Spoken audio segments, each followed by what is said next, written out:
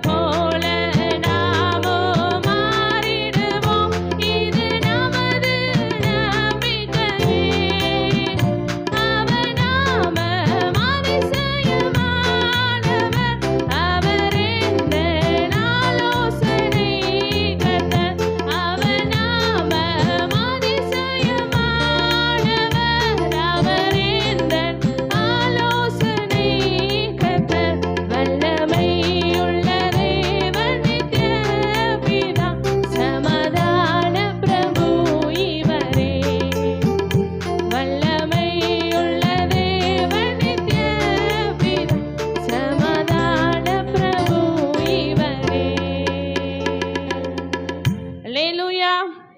கரங்களை உயர்த்தி உற்சாகமாய் சொல்லுவோம், அல்லேலூயா.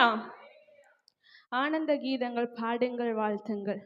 ஆண்டவர் பலனாய் மண்ணிலே தோன்றினார். கத்தாதி கத்த நமக்காக மண்ணிலே தகப்பன் இந்த நாளிலே தோன்றினார். நிறைவு கூர்ந்து நம்ம எல்லோரும் நன்றி செலுத்தும்படியாக இந்த பாடலை பாடுவோம்.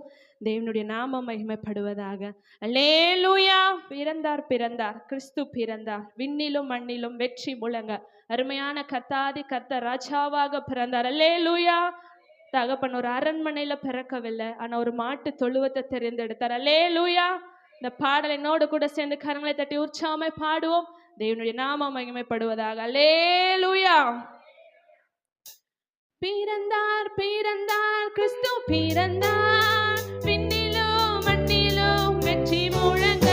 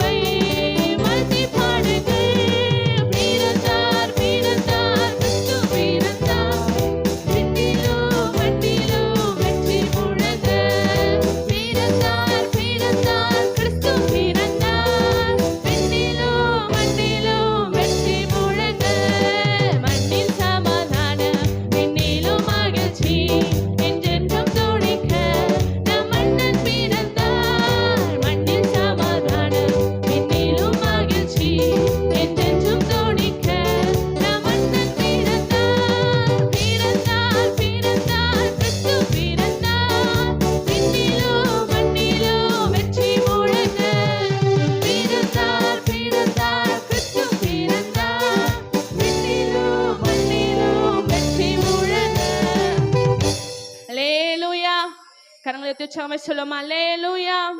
ஆமென்.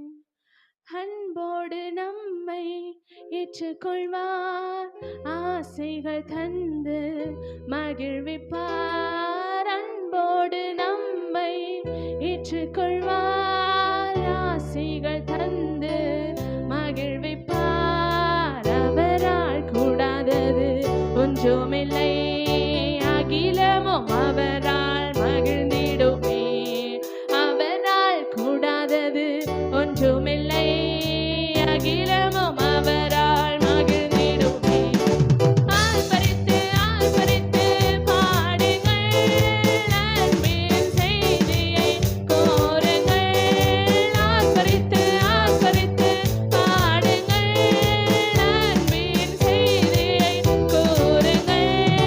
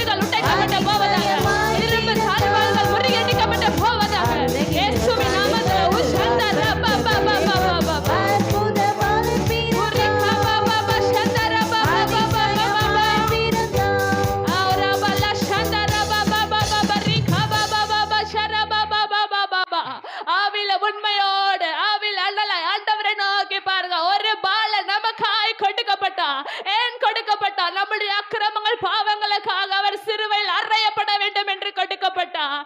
ஆண்டவரே, உம்முடைய அன்பிற்கு அளவே இல்லை ஆண்டவரே. தன் ஒரே குமாரனை எங்களுக்காக பாடும்படியாக இந்த உலகத்துல கொடுத்த நாளை நன்றி நினைந்த உள்ளத்தோட நினைவு கூர்ந்து நன்றி செலுத்துகிறோம் அப்பா. நன்றி நிறைந்த உள்ளத்தோடு உம்மை பார்க்க ராஜா. விலையேற பெற்ற ரத்தத்தை கொடுத்து எங்களை மீட்ட தேவனே உமக்கு நன்றி ஆண்டவரே. ஒரே குமாரனை ஆண்டவரை நீர் வைத்த ஒரே குமாரனை எங்களுக்காய் கொடுத்ததற்காய் நன்றி அப்பா. எங்கள் பாவங்கள், எங்கள் அக்கிரமங்கள், எங்கள் மீறுதலுக்கு ஆண்டவரே சிலுவையில் அடிக்கப்படும்படியாக ஒப்பு கொடுக்கப்பட்ட ஆட்டுக்குட்டியே உமக்கு நன்றி அப்பா. எங்களுக்காக ரத்தம் சிந்தின ஆட்டுக்குட்டியே உமக்கு நன்றி ராஜா. எல்லா மகிமையும் உமக்கே செலுத்துகிறோம் ஆண்டவரே. நீர் சிந்தின ரத்தம் விலையேற பெற்றது ஆண்டவரே. ஆண்டவரே, ரட்சிக்கப்படக்கூடாதபடி இருக்கிற தடைகள் இயேசுவின் நாமத்தில் உடைக்கப்பட்டு போவதாக ஆண்டவரே. நன்றி நிறைந்த உள்ளத்தோட பார்க்க ராஜா. உம் அன்பு எத்தனை பெரியது, எத்தனை ஆழமானது ஆண்டவரே. தன் குமாரனின் ஜீவனை பார்க்கிறோம். எங்களை நேசித்த உம்முடைய அன்பிற்காய் நன்றி தகப்பனே. ஹல்லேலூயா உஷரபரபரபா. ஹல்லேலூயா. நம்ம எல்லோரும் அப்படியே ஒரு விசை கூட எழுந்து நின்று வல்லமையோடு அபிஷேகத்தோடு ஆண்டவரை இன்னும் இன்னும் அதிகமாய் இன்னும் ஆழமாய் ஆராதனை செய்வோம். உள்ளத்தின் ஆழத்திலிருந்து ஆண்டவரை நோக்கி தகப்பனே உம்மை நன்றி நிறைந்த உள்ளத்தோட பார்க்க ராஜா. உம்மை நன்றி நிறைந்த உள்ளத்தோட பார்க்க ராஜா. நீ நேற்றும் இன்றும் நாளை என்றும் மாறாத ராஜன். வாக்குத்தத்தம் செய்தவர் வாக்குத்தத்தத்தை நிறைவேற்ற வல்லவராயிருக்கிறார். குறித்த காலத்திலே வாக்குத்தத்தங்களை நிறைவேற்ற வல்லவராயிருக்கிறீர் ஆண்டவரே. உம்மை போல எங்களை மாற்றுங்க ஆண்டவரே.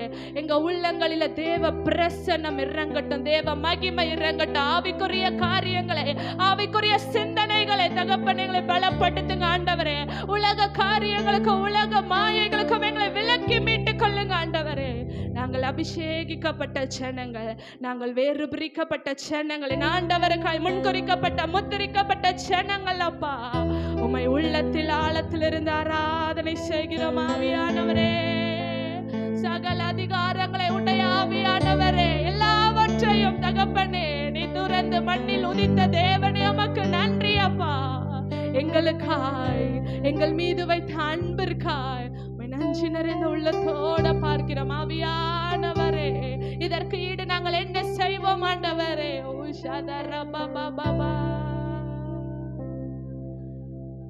உள்ளத்திலிருந்து ஆராதனை, உணர்வே உமக்கு ஆராதனை. உள்ளத்திலிருந்து ஆராதனை, உணர்வே உமக்கு ஆராதனை. ஆராதனை ஆராதனை உமக்கே உமக்கே. சொல்லுவோமா கரங்களை தட்டி? ஆராதனை இயேசுவுக்கே ஆராதனை. உமக்கே உமக்கே ஆராதனை. ஆராதனை ஆராதனை உமக்கே உமக்கே ஆராதனை. ஆராதனை ஆராதனை உமக்கே உமக்கே ஆராதனை. ஒருவராய் பெரிய காரியங்கள் செய்பவர், ஒருவராய்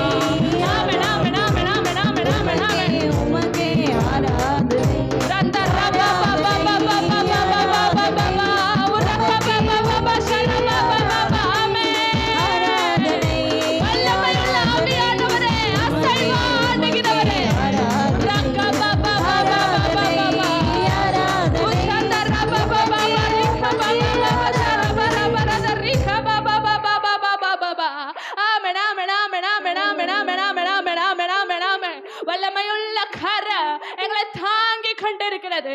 கர்த்தர் என்னை அவருடைய உள்ளம் கையில வரைந்திருக்கிறார். நான் கர்த்தர் பட்சத்தில் இருக்கிறபடியா எனக்கு விரோதமா எழும்புகிறவன் இல்லை, நான் அசைக்கப்படுவதில்லை, நான் கைவிடப்பட்டு போவதில்லை. ஆண்டவரே கர்த்தாதி கர்த்தர் என்னை ஆயத்தம் பண்ணி கொண்டிருக்கிறார். அவருடைய ராஜ்யத்திற்கு நித்திய வாழ்க்கைக்கு எங்களை தகுதிப்படுத்தி கொண்டிருக்கிறார். ஆண்டவரே மக்குகந்த தூய பலியாய் பரிசுத்தவான்களின் ஜெபங்களை ஆண்டவருக்கு தகப்பனே உம்முடைய இருதயத்திற்கு ஏற்ற தகப்பனே அதே சித்தத்தை செய்யக்கூடிய கிருபை வரங்களை கொட்டுங்கப்பா. நன்றி நிறைந்த உள்ளத்தோட பார்க்கிறோம். ஆராதனையின் மகிமை, ஆராதனையின் கணங்கள், தேவ பிரசனம் எல்லாவற்றையும் உமக்கே தருகிறோம் அப்பா. ஆண்டவரே உம்மை நன்றி நிறைந்த உள்ளத்தோட பார்க்கிற ராஜா. நீர் எதற்காய் உலகத்தில் பிறந்தீரோ அந்த நோக்கத்தை நீர் சிலுவையில் வெற்றி சிறக்கும் போது தகப்பனே நீர் எல்லாம் முடிந்தது என்று சொல்லி எல்லாவற்றையும் ஆரம்பித்து வைத்து விட்டு சென்ற தேவன். அதே போல ஆண்டவர் இங்க இருக்க ஒவ்வொரு மாந்தர்களும் உம்மை ஏகமாய் துதிக்கும் போது அவர்களை எதற்காய் குறித்தீரோ, எந்த நோக்கத்திற்காய் ஒவ்வொருவரை அழைத்தீரோ அந்த நோக்கத்தை நிறைவேற்ற நம்ம எல்லாரும் கரங்களை தட்டி கர்த்தருக்கு மகிமையை செலுத்துவோமா? ஆண்டவரே நீர் எதற்காய் என்னை பிடித்தீரோ, எதற்காய் என்னை அழைத்தீரோ அந்த நோக்கத்தை நான் நிறைவேற்ற என்னுடைய வாழ்க்கையை அர்ப்பணிக்கிறேன் ஆண்டவரே. என்னை உம் கரத்தில் அர்ப்பணிக்கிறேன் ஆண்டவரே. நீர் உமக்கு உகந்த தூய பலியாய் உமக்கு உகந்தவனாய் என்னை ஏற்றுக்கொள்ளுங்க ஆண்டவரே. தாவீதை என் இருதயத்திற்கு பிரியமானவனாய் கண்டேன் என்ற தேவன் ஆண்டவரே எங்க சபையில் இருக்க ஒவ்வொருவரையும் உமக்கு உகந்த தூய பலியாய் ஏற்றுக்கொள்ளுங்க ஆண்டவரே. நீர் பழுதற்ற பலியாய் எங்களுக்கு கொடுத்தது போல ஆண்டவரே எங்களை தகுதிப்படுத்துங்கப்பா. எல்லா மகிமையும் உமக்கு செலுத்துகிறோம். ஹல்லேலூயா. நம்ம எல்லோரும் அப்படியே ஒரு விசை கூட 2 கரங்களை நேராக உயர்த்தி ஆண்டவருக்கு மகிமை செலுத்துவோமா?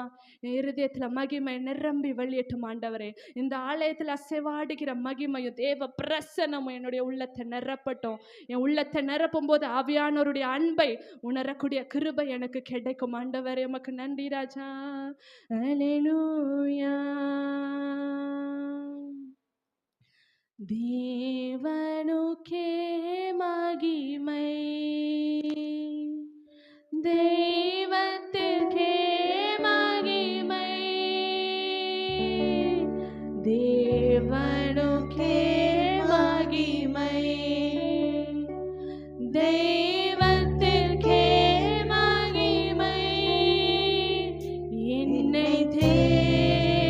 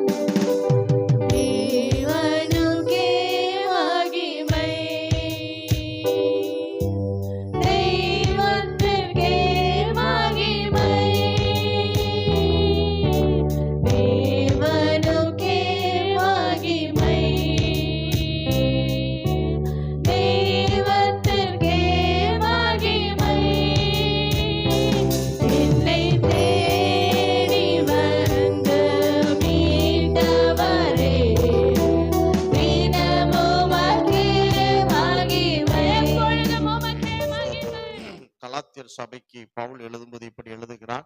4வது அதிகாரத்துல 5வது வசனத்தை ஒருவர் வாசிக்க. ஆண்டவர் நம்மை ஆசீர்வதிப்பாராக. காலம் நிறைவேறின போது காலம் நிறைவேறின போது ஸ்திரீனிடத்தில் பிறந்தவரும் நியாய பிரமாணத்துக்கு கீழானவரும் ஆகிய தம்முடைய குமாரனை தேவன் அனுப்பினார். ஸ்தோத்திரம். ஏசாயா 9:6 வாசிங்க. ஏசாயா 9:6. நமக்கு ஒரு பாலகன் பிறந்தார், நமக்கு ஒரு குமாரன் கொடுக்கப்பட்டார். போதும் அதோட நிறுத்திக்காங்க.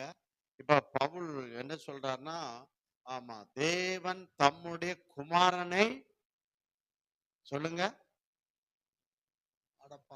அனுப்பினார். அனுப்பினார். ஆனா ஏசாயா என்ன சொல்றாரு? கொடுக்கப்பட்டார், அனுப்பினார். இதுல சொல்லப்பட்டிருக்கிறது, ஸ்திரீனிடத்தில் காலம் நிறைவின உடனே யாரிடத்தில் பிறந்த? ஸ்திரீனிடத்தில் பிறந்தவர். நீங்க நல்லா கவனிக்கணும். ஸ்திரீன் வருகிறது பாருங்க. நாம் அதாவது மரியாளையோ யோசிப்போ குறை சொல்லும் நோக்கத்துல நான் எடுக்கல, சத்தியத்தை உங்களுக்கு விலைக்கு சொல்றேன், அவ்வளவுதான். ஸ்தோத்திரம். இப்ப இந்த இடத்துல எப்படி எழுதியிருக்கணும்னா, யோசேப்பின் மனைவியினிடத்தில் பிறந்திருக்க வேண்டும். ஆனா யோசேப்பு மனைவின் வரல. என்ன போட்டிருக்காரு அந்த வார்த்தை? ஸ்திரீனிடம் சொல்லிருக்கிறது. நீங்க ஆதியாகமத்துல பாருங்க, இவன் அவனை பெத்தான், அவன் இவனை பெத்தான், இவன் அவனுக்கு பெத்தா, அவன் இவனுக்கு பெத்தான். அப்படிதான் பைபிள்ல எழுதப்பட்டிருக்கிறது. நீங்க முழுவதும் படிச்சு பாருங்க, அப்படிதான் எழுதி இருக்கிறது. நான் படிச்ச அளவுல எனக்கு அப்படிதான் தெரிஞ்சது. ஆதியாகமத்துல இருந்து ஸ்தோத்திரம். அப்படிதான் எழுதப்பட்டிருக்கிறது. இவன் இல்ல இவன் அவனுக்கு அதை இப்படி அப்படி அப்படிதான் அந்த கணவன் மனைவியில தான் வரும். ஆனா இதுல மட்டும் எப்படி வருது? ஸ்திரீனிடத்தில் பிறந்தவரும். அப்புறம் ஒரு கேள்வி வருது, எல்லாரும் ஸ்திரீனிடத்தான் பிறக்கிறோம். ஸ்தோத்திரம்.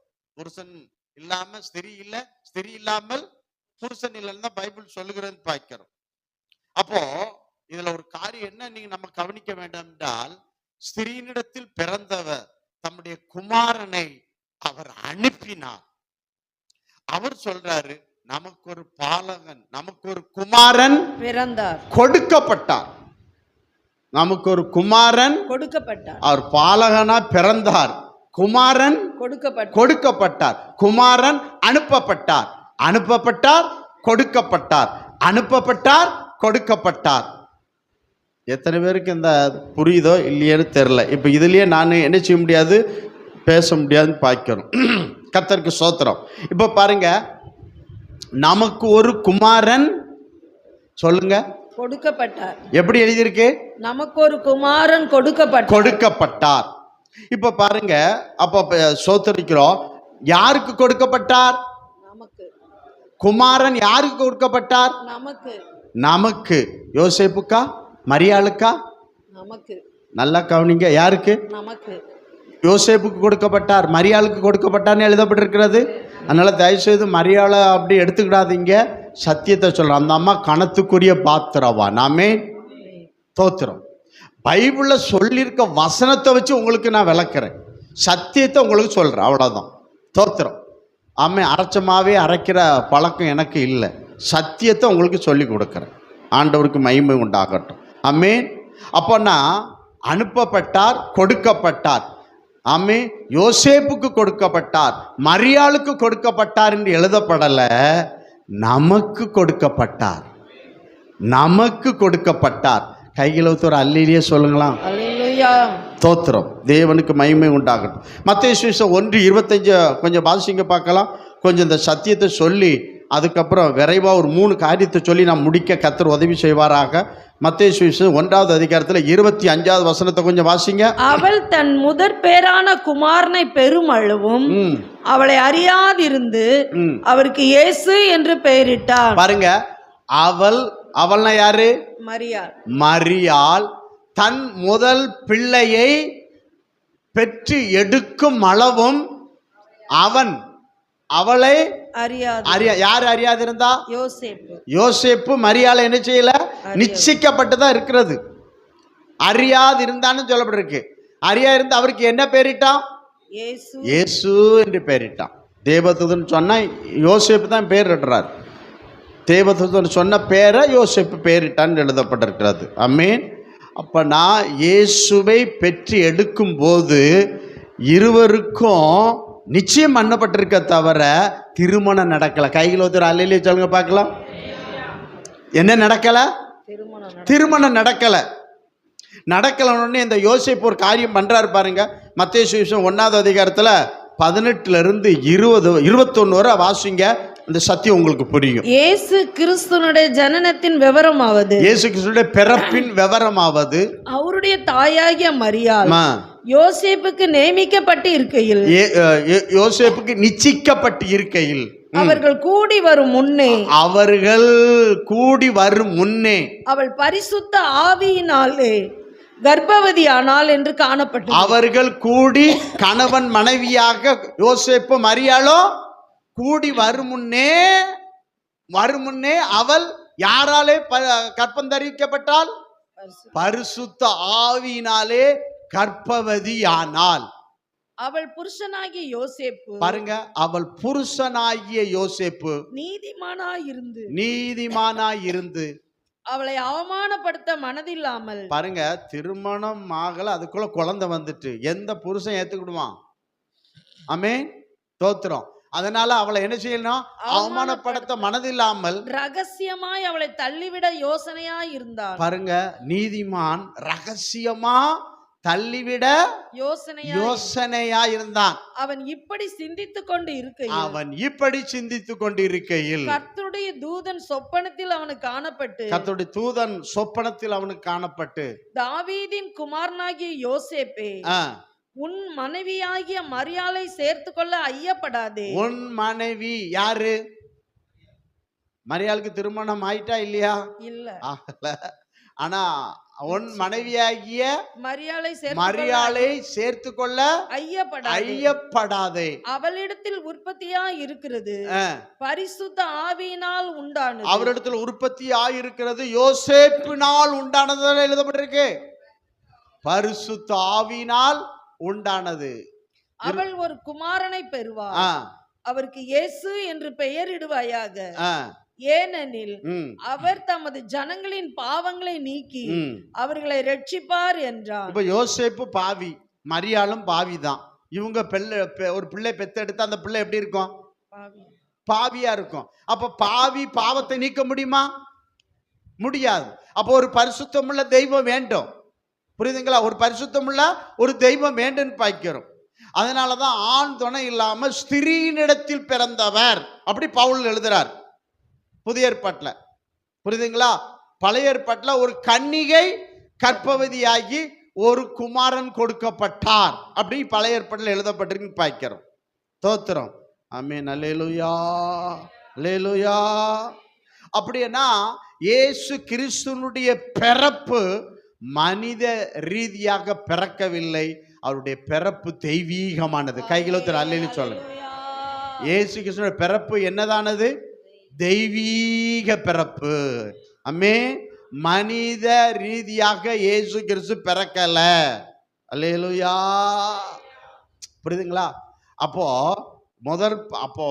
அதனால என்ன பண்ணான்னா அந்த பிள்ளையை பெத்து எடுக்கிற வரைக்கும் மரியாதை அவன் என்ன செய்யல?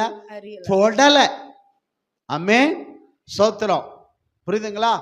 கர்த்தருக்கு சோத்திரம். அப்ப கூடி வருமுனே இவளை தள்ளி விட்டுற, ஏன்? குழந்தை உண்டாயிற்று.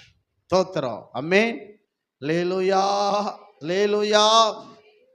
தேவன் நல்லவர், நமக்கு நன்மை செய்வாராக. சரி, இப்போ கொஞ்சம் வாசிங்க. இப்போ நீங்கள் வாசித்தா தான் உங்களுக்கு புரியும். லூக்கா சுவிசேஷம் 1ஆவது அதிகாரத்தில் 31 to 35 வரை வாசிங்க பார்க்கலாம். இப்போ பாருங்க, இது ஒரு சான்று தான். வாங்க அப்படியே வாசிங்க. இதோ ஒரு கர்ப்பவதி ஒரு குமாரனை பெறுவார், அவருக்கு இயேசு என்று பெயரிடுவாயாக, அவர் பெரியவராய் இருப்பார், உன்னதமானவருடைய குமாரன் எனப்படுவார், கர்த்தராகிய தேவன் அவருடைய பிதாவாகிய தாவீதின் சிங்காசனத்தை அவர் கொடுப்பார். அவர் யாக்கோபின் குடும்பத்தாரை அவர் என்றென்றைக்கும் யாக்கோபின் குடும்பத்தாரை என்றென்றும் அரசாளுவார், ஆ, அவருடைய ராஜ்யத்துக்கு முடிவிராது என்றான். ஆ, அதற்கு மரியாள் ம், தேவதூதனை நோக்கி, ம்.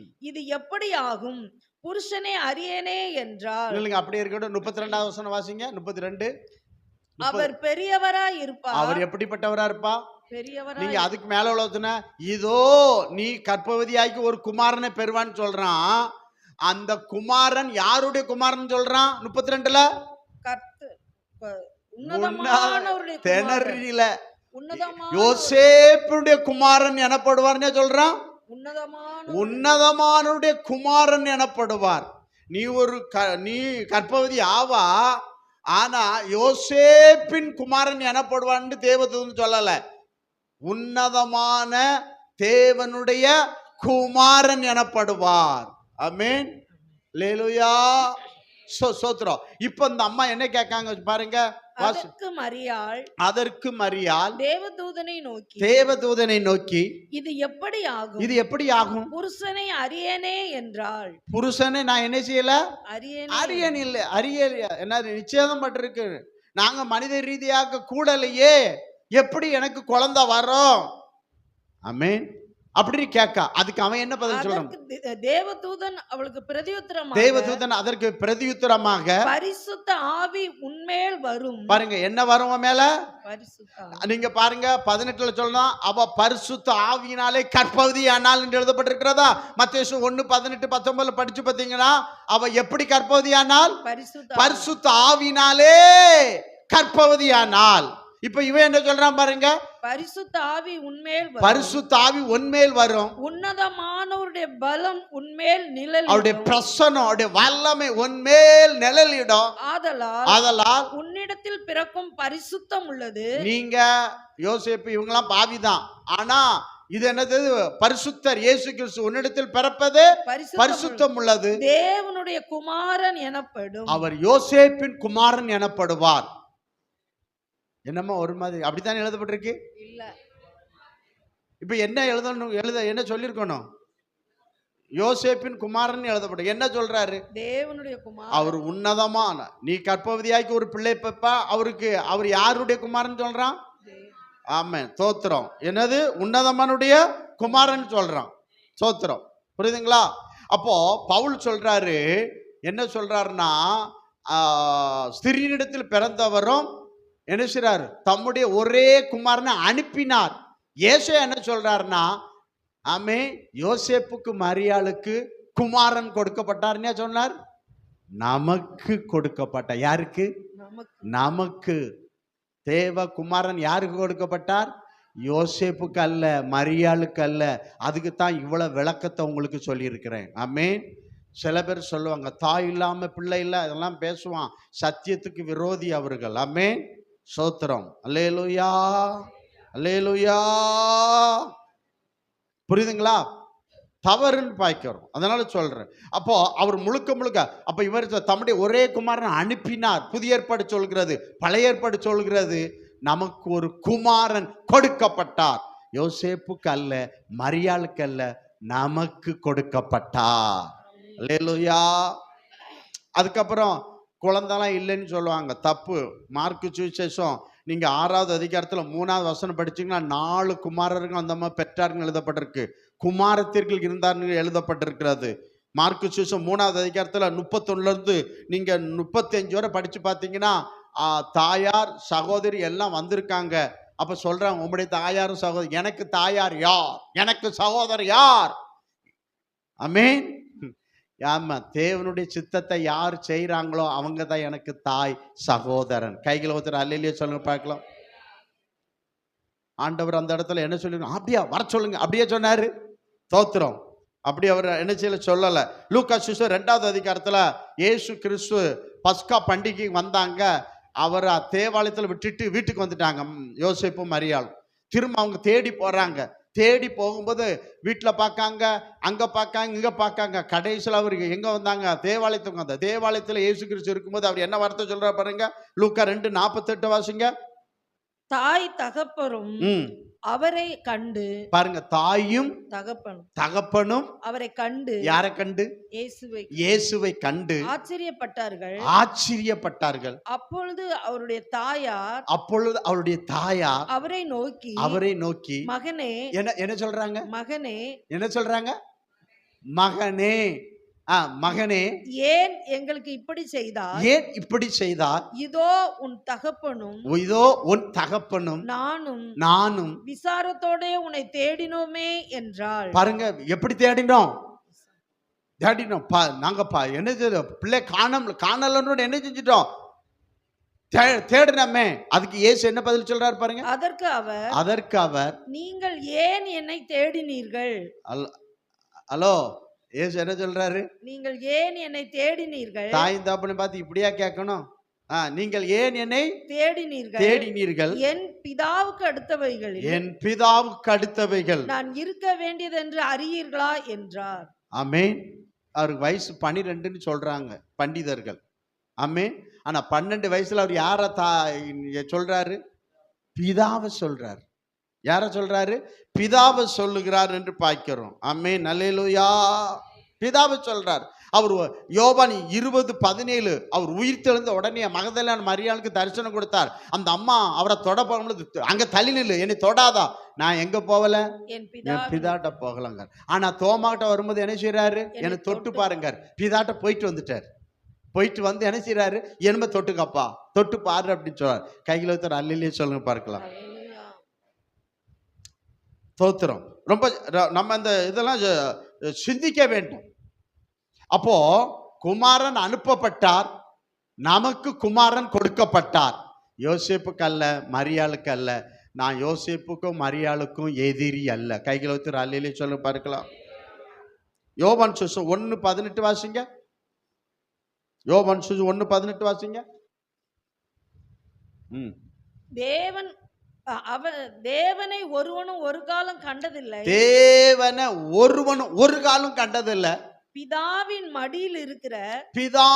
மடியில் இருக்கிற ஒரே பேரான குமாரனே அவரை வெளிப்படுத்தினார். இப்ப என்ன இதுல எழுதியிருக்கோம்னா, யோசேப்பின் மடியில் இருக்கிற ஒரே குமாரன் யோசேப்பை வெளிப்படுத்தின், அப்படிதானே எழுதியிருக்கணும். ஆனா இங்க என்ன எழுதியிருக்கிறது? யார் மடியில இருக்கிறார்? பிதாவின் மடியில் இருக்கிறார். யார் மடியில இருக்கிறார்? பிதாவின் மடியில். ஒரே குமாரன் யார் மடியில இருக்கிறார்? யோசேப்பு மடியில் அல்ல, மரியாள் மடியில் அல்ல. யார் மடினா என்னன்னு தெரியுமாம்மா? மடினா என்ன தெரியாது என்ன? சரி, அப்புறம் சொல்லு. தோத்திரம். ஆமென். தாய் தான் மடியில என்னத்தை வைப்பா? பிள்ளைய வைப்பா. சரி, அம்மா பிள்ளை நீங்க பிறந்தீங்க, சோத்திரம். நேரம் எனக்கு போயிட்டு நாங்க போனா நேரம் ஆயிரும். அடுத்த வசனம் வாசிங்க. 1:14 வாசிங்க. 1:14. அந்த வார்த்தை மாம்சமாகி கிருபையினாலும் சத்தியத்தினாலும் நிறைந்தவராய் நமக்குள்ளே வாசம் பண்ணினார். அவருடைய மகிமையை கண்டோம். பாருங்க, அவருடைய மகிமையை கண்டோம். அது பிதாவுக்கு ஒரே பேரான மகிமைக்கு ஏற்ற மகிமையாகவே இருந்தது. பாருங்க, பிதா கிட்ட எப்படி மகிமை இருந்தோ அதே மகிமை யார்கிட்ட இருந்தது? குமாரன்ட்ட இருந்தது. யோசேப்பிட்ட இருந்தது இல்லப்பா, பிதா கிட்ட இருந்து சொல்லப்பட்டிருக்கு. என்ன நீங்க பாருங்க. ஆமா, சோதரர். எபிரேயர் 1:3 வாசிங்க. ரொம்ப நேச்சுரல் அந்த வசனம் செட் ஆகும். எபிரேயர் 1வது அதிகாரத்துல 3வது வசனம் வாசிங்க பார்க்கலாம். எபிரேயர். இவர் அவருடைய மகிமையின் பிரகாசம். யாரு இவர்னா? இயேசு. பிதா சொல்றாரு, இவர் எழுதுறாரு. அப்போ பிதாவின் மகிமையின் பிரகாசம் யாரு? குமாரன். பிதாவின் மகிமையின் பிரகாசம் யாரு? குமாரன். அவருடைய உருவம் யாரு? பிதாவின் உருவம் யாருன்னு எழுதப்பட்டிருக்கிறது? இயேசுன்னு எழுதப்பட்டிருக்கிறது. இதுல பிதாவின் உருவம் இயேசு, யோசேப்பின் உருவம் இயேசுன்னு எழுதப்படல. நல்ல அந்த வசனத்தை சிந்திச்சு பாருங்க. சோத்திரம். அப்போ என்ன பண்றா? அந்த மகிமை, அப்போ பிதாவுக்கு இருந்த அந்த மகிமை இயேசுவுக்குள்ள இந்த மகிமை பரிசுத்தாவிக்குள்ள. இன்னைக்கு பரிசுத்தாவிக்குள்ள இருக்கிற மகிமை, இன்னைக்கு பரிசுத்தாவின் காலம் நமக்குள்ளே. ஹல்லேலூயா. தோத்திரம். அப்போ பாருங்க, மகிமை என்பது சாயல். இந்த சாயலை தான் எடுக்க முடியும். இந்த இடத்துல யோசேப்பின் சாயல் என்று எழுதப்படல, மரியாளின் சாயலில் இயேசு இருந்தார். ஆமென். சோத்திரம். சொல்லுவாங்களா இவங்க மரியா தான் அப்படின்னு சொல்றாங்க. இல்லப்பா, உங்க யோசேப்பு சாயலும் கிடையாது, உங்க மரியா சாயலும் கிடையாது. அவர் யார் சாயல்? ஆமா, மரியாவுக்கு தாத்தா சாயலும் கிடையாது, மரியாவுக்கு பாட்டி சாயலும் கிடையாது. நான் அப்பவுமே சொல்லிட்டேன், மரியாதை நான் குறைச்சி பேசணும்னு நினைச்சிடாதீங்க. அம்மே, சத்தியத்தை சொல்றேன், அவ்வளவுதான். அம்மே, அல்லேலூயா. இந்த சத்தியம் தெரியாதனால தான் இயேசுவை விட யாரை தூக்கிடுறாங்க. இங்க ஒரு மரியாதை யோசிப்ப பைபிள் எல்லளவு எடுக்கல, ஒரு துளி அளவு எடுக்கல. தோத்திரம். ஆமென். அல்லேலூயா. யோவான் 14:9-10 படிச்சு பாருங்க. அவன் ஒருத்தன் கேட்கான், எங்களுக்கு பிதாவை காட்டுங்க ஒருத்தன் கேட்கான். அதுக்கு அவர் என்ன சொல்றாரு பாருங்க, வாசிங்க. கொஞ்சம் வேகமா. அதற்கு இயேசு, பிலிப்புவே, இவ்வளவு காலம் நான் உங்களுடனே இருந்தும் நீ என்னை அறியவில்லையா? என்னை கண்டவன் பிதாவை கண்டான். இந்த இடத்துல என்ன சொல்லியிருக்கணும்? என்னை கண்டவன் என் தகப்பன் யோசேப்பை காண்பான், என்னை கண்டவன் என் தாய் மரியாளை காண்கிறான். அப்படித்தானே சொல்லியிருக்கணும். இன்னும் ஒன்றும் அமைதியா இருக்க, தூங்குறவங்க அல்லையிலேயே சொல்லுங்க பார்க்கலாம். என்ன சொல்லியிருக்கணும்? என்னை கண்டவன் பிதாவை கண்டான். இப்போ இவங்க சொல்றாங்களா, எப்படி தானே யோசேப்பு தாய் மரியா தாயின்னு சொல்லி, அது சிறியனிடத்தில் பிறந்தவர்னு அடி நொறுக்கிட்டார் கர்த்தர். தோத்திரம். அம்மேன். யோசேப்பு மரியாலாம் அடிபட்டு போயிடும் அந்த இடத்துல. கர்த்தருக்கு ஸ்தோத்திரம். என்னை கண்டவன் பிதாவை கண்டான். யாரை கண்டான்? பிதாவை கண்டான். யோசேப்பை கண்டான், மரியாளை கண்டான்ல எழுதியிருக்கணும். அப்ப ஆரம்பத்திலிருந்தே அவர் யாரைத்தான் சொல்லிட்டு இருக்கிறாரு? பிதாவை தான் அவர் சொல்லிட்டு இருக்காரு, தவிர யோசேப்பை சொல்லல, ஸ்திரியை சொல்லல. ஆமென். காணா ஒரு கல்யாண வீட்டில் இருக்கும் பொழுதும் அந்த அம்மா என் மகனி சொல்லல, அவர் உங்களுக்கு என்ன சொல்லுவாரோ அதை நீங்க செய்யுங்கன்னு சொல்லி அந்த அம்மா விலகிட்டாங்க. ஆமென். ஸ்திரியே அப்படின்னு சொல்றாரு. தாயை பார்த்து அந்த இடத்துல என்ன சொல்றாரு? அப்படிதான் இருக்கு. தாயை பார்த்து இயேசு கிறிஸ்து சொல்ற வார்த்தை என்ன வார்த்தை? ஸ்திரியே. ஆமென். தோத்திரம். ஸ்திரியின் வித்துக்கும் அவன் வித்துக்கும் பகை. ஸ்திரியே. ஆமென். அதோ உன் மகன். தோத்திரம். ஆமென். அல்லேலூயா, அல்லேலூயா. சோத்திரம். புரியுதுங்களா? கடைசியில் தாயை கூட எங்க நீங்க யோவான் 19:25 படிங்க. அதுல யார்கிட்ட ஒப்படைக்காரு பாருங்க. அந்த வசனம் தெளிவா இருக்கு பாருங்க. கொஞ்சம் வேகமா வாசிங்க. இயேசு சிலுவையின் அருகே அவருடைய தாயும், இயேசு சிலுவையின் அருகே அவருடைய தாயும், மாம்சத்தின்படி தாவீதின் வம்சத்துல மாம்சத்தின் பிறந்ததனால் தாய் வம்சத்திற்கு யோசேப்பின் குமாரன் எழுதப்பட்டிருக்கு.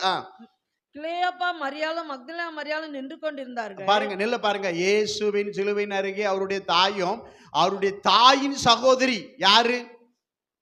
மரியாளுடைய சகோதரி. பேர் என்ன சொல்லிருக்கு? கிளேயோப்பா மரியாள். ஆமா, மரியாளும் மக்தலேனா மரியாளும். இப்ப இவங்க பிள்ளைங்க தான் யாக்கோப்பு, யார்? யோவான். அப்ப இது சித்தப்பா பெரியப்பா பிள்ளைன்னு தானே வர்றோம். கடைசியில மரியாதை யார்கிட்ட கொடுக்காரு? யோவான்கிட்ட கொடுக்காரு. யோவான்கிட்ட கொடுக்கிறார். தனது அந்த தாய் அந்த மாம்சத்தின்படி சொல்லும் போது அதை கொடுக்கான்னு பாய்க்கிறோம். நான் அது உதாரணத்துக்கு அதை எடுத்து சொல்றேன்னு பாய்க்கிறோம். தோத்திரம். அல்லேலூயா. ஆனா எந்த வழியில இருந்தாலும் இவங்கெல்லாம் மாம்சத்தின்படி பிறந்தவங்க. அதனால மாம்சத்தின்படி வந்த யோவான் கிட்டயே யார உனக்கு தாய்? யோவானுக்கு தாய் மரியாள், மரியாளுக்கு மகன் யாரு? யோவான். சோத்திரம். அவ தங்கச்சி பிள்ளை. அது என்ன சொல்லி தாய், அவருடைய தாயின் சகோதரி. அக்கால தங்கச்சின்னு கூட அதுல சொல்லப்படல. ஆமென். அவருடைய தாயின் சகோதரி. அது சகோதரினா மூத்தவளா இளையவளா? அது தெரியல. கிளேயோப்பா மரியாளும் மக்தலேனா மரியாளும். புரியுதுங்களா? ஸ்தோத்திரம். அப்ப பாருங்க, அவங்க பிள்ளைங்க தான் 2 யாக்கோப்பு யோவான் பாய்க்கிறோம். யோவான்ட்ட ஒப்படைக்கிறார். யோவான்ட்ட என்ன செய்றாரு? ஒப்படைக்காரு. சித்தியா தான் இருக்கணும் அவருக்கு. அம்மானா அம்மா கூட பிறந்த தங்கச்சி. தங்கச்சின்னா என்னது? சித்தி, சின்ன அம்மா. அது மரியாள் பெரிய அம்மா. புரியுதுங்களா? அப்படி கொடுத்துருக்கலாம், அவ்வளவுதான். வசனத்துக்கு வராம ஒரு வார்த்தை கூட நம்ம சொல்லக்கூடாதுன்னு பாய்க்கிறோம். கர்த்தருக்கு மகிமை செலுத்துங்கன்னு பாய்க்கிறோம். ஆமென். அல்லேலூயா. அப்ப யோவான் 12:45 சொல்றார், என்னை காண்கிறவன் பிதாவை காண்கிறான். ஆமென். அப்போ நம்மளை பார்க்கிற, என்ன பார்க்கிற எங்க அப்பா அம்மாவை பார்க்கக்கூடாது. ஐசக் பாண்டியனை பார்க்கிற எங்க அப்பா அம்மாவை பார்க்கக்கூடாது. யாரை பார்க்கணும்? இயேசு கிறிஸ்துவின் சாயலை என்னில் பார்க்க வேண்டும். ஆமென். அவர் இருந்தார்னா அவர் சாயல் என் மூலம் வெளிப்படும். ஆமென். அல்லேலூயா, அல்லேலூயா. நம்ம அதான் என்னை காண்போர் உம்மை காண்போர். அப்போ அந்த உலகத்துல நம்மளை பார்க்கிறவங்க தேவனுடைய பிள்ளை. ஆமென். தோத்திரம். இவன் கர்த்தருடைய பிள்ளை, இவன் கர்த்தருடைய ஊழியக்காரன்னு இந்த உலகம் சொல்லணும். அப்பனா இயேசு உனக்குள்ள இருக்கான்னு அர்த்தம். ஆமென். அல்லேலூயா, அல்லேலூயா. கர்த்தருக்கு ஸ்தோத்திரம். தேவன் நல்லவன், நமக்கு நன்மை செய்வாராக. அப்போ பாருங்க, நல்லா கவனிங்க. இதுதான் வேகமாக நான் முடிக்கிறேன். ஸ்தோத்திரம். அப்போ கலாத்தியர்கள் சபைக்கு புதிய ஏற்பாடு ஸ்திரீனிடத்தில் பிறந்தவர், அவர் அனுப்பப்பட்டார், தம்முடைய ஒரே குமாரனை அனுப்பினார். ஆனா ஏசாயா சொல்லும் பொழுது நமக்கு ஒரு குமாரன் கொடுக்கப்பட்டார். ஆமென். ஸ்தோத்திரம். என்ன இப்படிதான் கொடுக்கப்பட்டார். ஸ்தோத்திரம். கொடுக்கப்பட்டார், அனுப்பப்பட்டார் அப்படின்னு பார்க்கிறோம். அவர் யாருன்னா உன்னதமான தேவனுடைய குமாரன். யோசேப்பின் குமாரன் அல்ல, மரியாளின் குமாரன் அல்ல என்பதை நீங்கள் புரிந்து கொள்ள வேண்டும். ஆண்டவருக்கு அவர் அதை அறிந்து கொள்ள ஆண்டவர் உங்களுக்கு கிருபை செய்வாராக. தேவனுக்கு மகிமை செலுத்துகிறேன். நீங்க வாசியுங்கள். லூக்கா சுவிசேஷம் 1வது அதிகாரத்தில் 79வது வசனத்தை நீங்க கொஞ்சம் வாசிங்கலாம். ஆமா, லூக்கா சுவிசேஷம் கொஞ்சம் வேகமா வாசிங்கம்மா. லூக்கா சுவிசேஷம் 1வது அதிகாரத்தில் 79வது வசனத்தை வாசிங்க. நம்முடைய கால்களை சமாதானத்தின் வழியிலே நடத்தவும். ஆமே. இரக்கத்தினாலே உன்னதத்திலிருந்து தோன்றிய அருணோதயம் நம்மை சந்திக்கிறது. எங்கிருந்து இந்த அருணோதயம் எங்கிருந்து தோன்றினது? உன்னதத்திலிருந்து தோன்றின அருணோதயம். அருணோதயம் யாரு? இயேசு. எங்க இருந்து வந்தாரு? ஆமா, மரியாள்கிட்ட இருந்து வரலம்மா. அம்மே, யோசேப்பிட்ட இருந்து வரல. அவர் எங்க இருந்து வந்தாரு? அதான் பைபிள் சொல்லுது, அனுப்பப்பட்டார், கொடுக்கப்பட்டார். புரியுதா? அவர் அனுப்பப்பட்டார், கொடுக்கப்பட்டார். கர்த்தருக்கு மகிமை செலுத்துகிறேன். இந்த உன்னதம் அப்படின்னா நீங்க நல்லா கவனிங்க. இந்த உன்னதம் என்கிறது உயர்ந்த இடம், ஹை பிளேஸ், ஹை பிளேஸ். அதுக்கு மேல இடம் இல்லை, அதுக்கு மேல இடம் இல்லை. தோத்திரம். உன்னதம் தான் ஹை. 3 வானத்துக்கு மேல அந்த இடம் இருக்கு, அதுக்கு மேல இடம் கிடையாது. அங்க இருந்து குமாரனை அனுப்புறார். உன்னதத்திலிருந்து குமாரன் என்ன செய்யறாரு? அனுப்புறார். நீங்க பாருங்க, யோபு 22:12 கொஞ்சம் வாசிங்கலாம். அவர் உன்னதத்தில் வாசம் பண்ணுகிறார். அப்படிதான் எழுதப்பட்டிருக்கு. கொஞ்சம் வாசிங்க பார்க்கலாம். வாசிச்சு வைக்க நன்றாக இருக்கும். யோபு 22:12 கொஞ்சம் வேகமா வாசிங்கம்மா. தேவன் பரலோகத்தில் உன்னதங்களில் இருக்கிறார். எங்க இருக்கிறாரா? அந்த தேவனுங்க பிதா பரலோகத்தில் உன்னதங்களில் இருக்கிறார் அல்லவா அப்படின்னு சொல்லப்பட்டிருக்காது. அந்த உயரத்தை பாரும், நட்சத்திரங்களின் உயரத்தை பாரும், அவைகள் எத்தனை உயரமாய் இருக்கு. இதுதான் ஹை பிளேஸ். இந்த உன்னதங்கிறது ஹை பிளேஸ், மிக மிக மிக உயர்ந்த இடம். அதுக்கு மேல இல்ல. அதுல தான் ஆண்டோடைய சிங்காசனம் இருக்கிறது பார்க்கிறோம். புரியுதுங்களா? நீங்க சங்கீதம் 113:5, ஏசாயா 33:5 கொஞ்சம் வாசிக்க பார்க்கலாம். சங்கீதம் 113:5 கொஞ்சம், அதுக்கப்புறம் என்னது? ஏசாயா 33:5 கொஞ்சம் வேகமா படுங்க பார்க்கலாம். உன்னதங்களில் வாசம் பண்ணுகிற, எங்க வாசம் பண்ணுகிற? ஹை பிளேஸ்ல, உன்னதங்களில் வாசம் பண்ணுகிற நம்முடைய தேவனாகிய கர்த்தர். சமமானவர் யார்? அவர் எங்க வாசம் பண்றாரு? உன்னதத்தில் வாசம் பண்ணுகிறார். ஆமே. உன்னதத்தில் வாசம் பண்ணுகிற உன்னதத்தின் தேவன், உன்னதத்தின் தேவனுடைய குமாரன். ஏசாயா 33:5 வாசிங்க. கொஞ்சம் வேகமா வாசிங்கம்மா. ஏசாயா 33:5 கொஞ்சம் வேகமா. கர்த்தர் உயர்ந்தவரும், கர்த்தர் உயர்ந்தவரும், அவர் உன்னதத்தில் வாசமா இருக்கிறார். அவர் எங்க வாசம் பண்ணுகிறார்? உன்னதத்தில் வாழ்கிறார். அவர் வாசம் பண்ணுற இடம் என்னது? உன்னதமான இடம், உயர்ந்த இடம். அதுக்கு கீழே தான் எல்லாம், அதுக்கு கீழே தான். அதனால தான் ஏசாயா தரிசனத்தில் பார்க்கிற பொழுது ஏசாயா 6:1 கொஞ்சம் போடுங்க, வாசிங்க பார்க்கலாம்.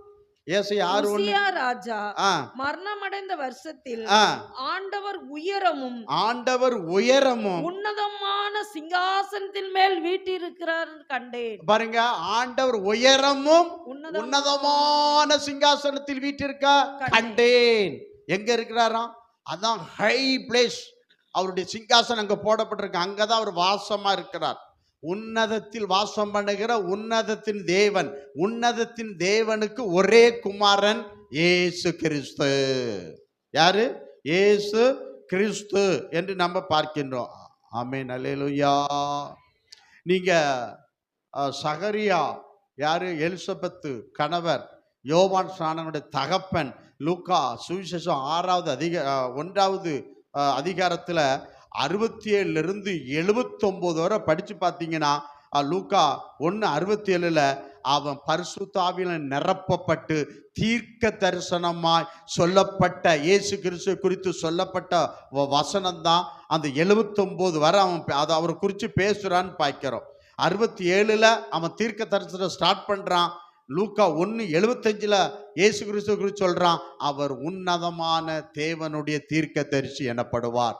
நான் எல்லாம் வாசிக்க வைக்க எனக்கு நேரம் இல்லாதனால அதை சொல்றேன். அப்படி சொல்லிட்டு 1:79 லூக்கா 1:79 சொல்றான், அவர் உன்னதத்திலிருந்து தோன்றுகிற அருணோதயம் என்று சொல்லி அவர் முடிக்கிறான் என்று பார்க்கிறோம். ஆமென், அல்லேலூயா. அவர் எங்க இருந்து வந்தாரு? உன்னதத்திலிருந்து. பூமியில அல்ல, யோசேப்பிட்ட இருந்து அல்ல, மரியாள் கிட்ட இருந்து அல்ல. ஆமென். அதனாலதான் லூக்கா 2:14 சொல்லுகிறது, அவர் பிறந்ததுனால பூமியில என்னதுன்னா உன்னதத்திலே தேவனுக்கு மகிமையும் பூமியிலே சமாதானம். அந்த உலகத்திலே உலகம் கொடுக்கிற சமாதானம் நான் கொடுக்கிற சமாதானம் சொல்றாரு. மனுஷர் மேல் பிரியமும். ஏன்னா மனுஷர்கள் கர்த்தருக்கு சத்துருக்களா இருந்தாங்க. இயேசு கிறிஸ்து மூலம் தான் பிதாவுக்கும் என்ன செய்றாங்க? பிரியம் வந்தது என்று சொல்லப்பட்டிருக்கு பார்க்கிறோம். அப்போ உன்னதத்திலே மகிமை. ஆமென். அப்ப இயேசு கிறிஸ்து எங்க இருந்து வந்தார் சொல்லுங்க? உன்னதத்திலிருந்து வந்தார். ஆமென். அதனாலதான் பைபிள் என்ன சொல்லுது? அனுப்பப்பட்டார், கொடுக்கப்பட்டார். ஆமென், சோத்திரம், அல்லேலூயா. சிலர் சொல்லுவாங்களே, எங்க மரியா இல்லாம இயேசு எப்படி வந்துருவாரு? மரியா இல்லாம தாடா வந்தாரு. தோத்திரம். இந்த வசனத்தெல்லாம் படிச்சு பாருங்க. மரியா இல்லாம, மரியா பாவம். தோத்திரம். அந்த அம்மாவை நான் குறை சொல்லவே மாட்டேன், பாவியாயிருவேன். ஆமென். ஆனா இயேசுவை விட அந்த அம்மாவை வைத்திராதீங்கப்பா. ஆமென், அல்லேலூயா. அது தொழுது நான் ஒரு அடிமைங்குது. ஆமென், தோத்திரம், அல்லேலூயா. தேவனுக்கு மகிமையை செலுத்துகிறேன்னு பார்க்கிறோம். அப்ப பாருங்க, அப்ப உன்னதமான தேவன் தன்னுடைய ஒரே குமாரனை இந்த பூமிக்கு அனுப்பினார் என்று பைபிள் சொல்லுகிறது. இந்த பூமிக்கு ஆமே கொடுக்கப்பட்டார் என்று சொல்லப்பட்டிருக்கிறார். ஆமே, கொடுக்கப்பட்டார், அனுப்பப்பட்டார், கொடுக்கப்பட்டார் என்று பார்க்கிறோம். கர்த்தருக்கு மகிமை செலுத்துறன்னு பார்க்கிறோம். இந்த தேவன் குறித்த ஒரு 3 காரியம் இருக்கு. அதை நான் வேகமா சொல்லி முடிக்க எனக்கு ஆண்டவர் உதவி செய்வாராக.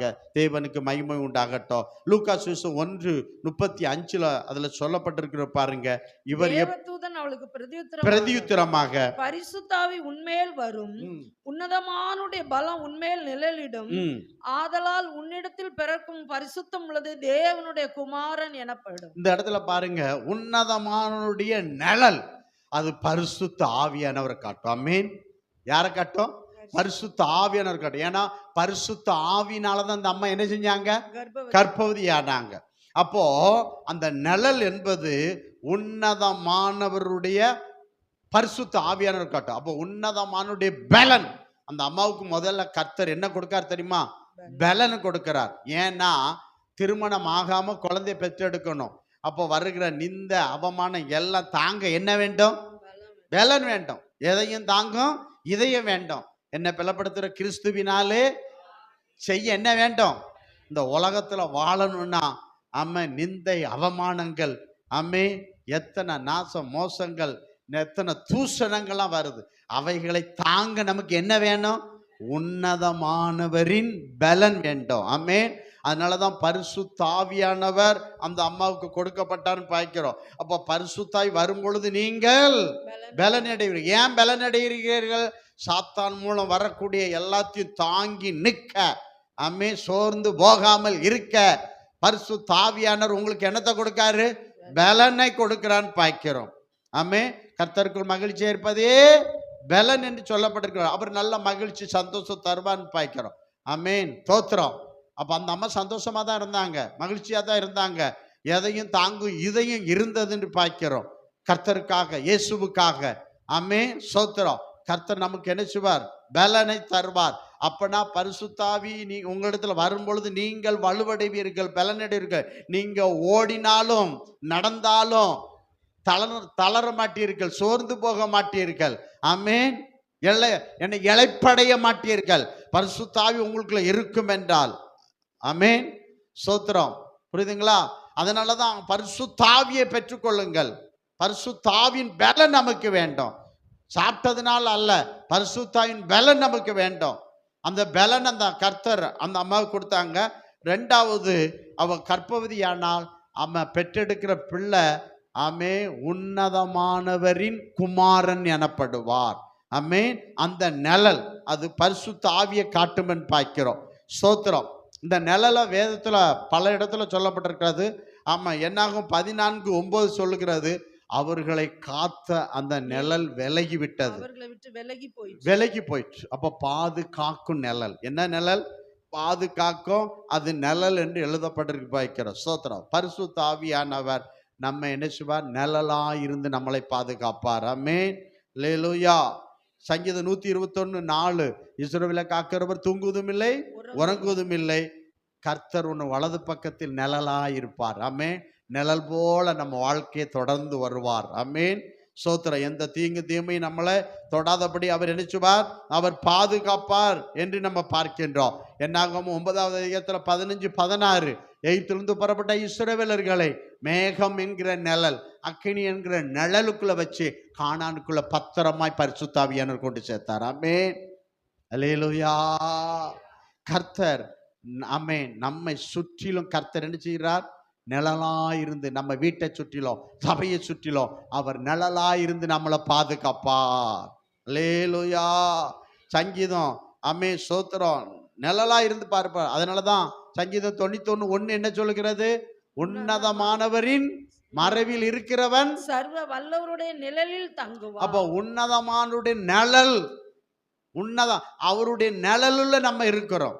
யாருடைய நிழல் இருக்கணும்? ஆமா, சாத்தானுடைய நிழல் இருக்கு, ஆமா, பரிசுத்த நிழல் இருக்குன்னு பார்க்கிறோம். ஆனா நமக்கு சேஃப்டி, நமக்கு மறைவிடம், நமக்கு உறைவிடம். ஆமே, நான் என் கரத்தின் நிழலை உன்னை மறைத்து, மோசைய கண்மலையில் மறைத்து அப்படின்னு சொல்லப்பட்டிருக்கு பார்க்கிறோம். அப்போ உன்னதமானவரின் மறைவில் இருக்கிறவன் சர்வ வல்லவருடைய நிழலில் தங்குவான். நல்ல பாதுகாப்பு இருக்குன்னு பார்க்கிறோம். ஆமென்.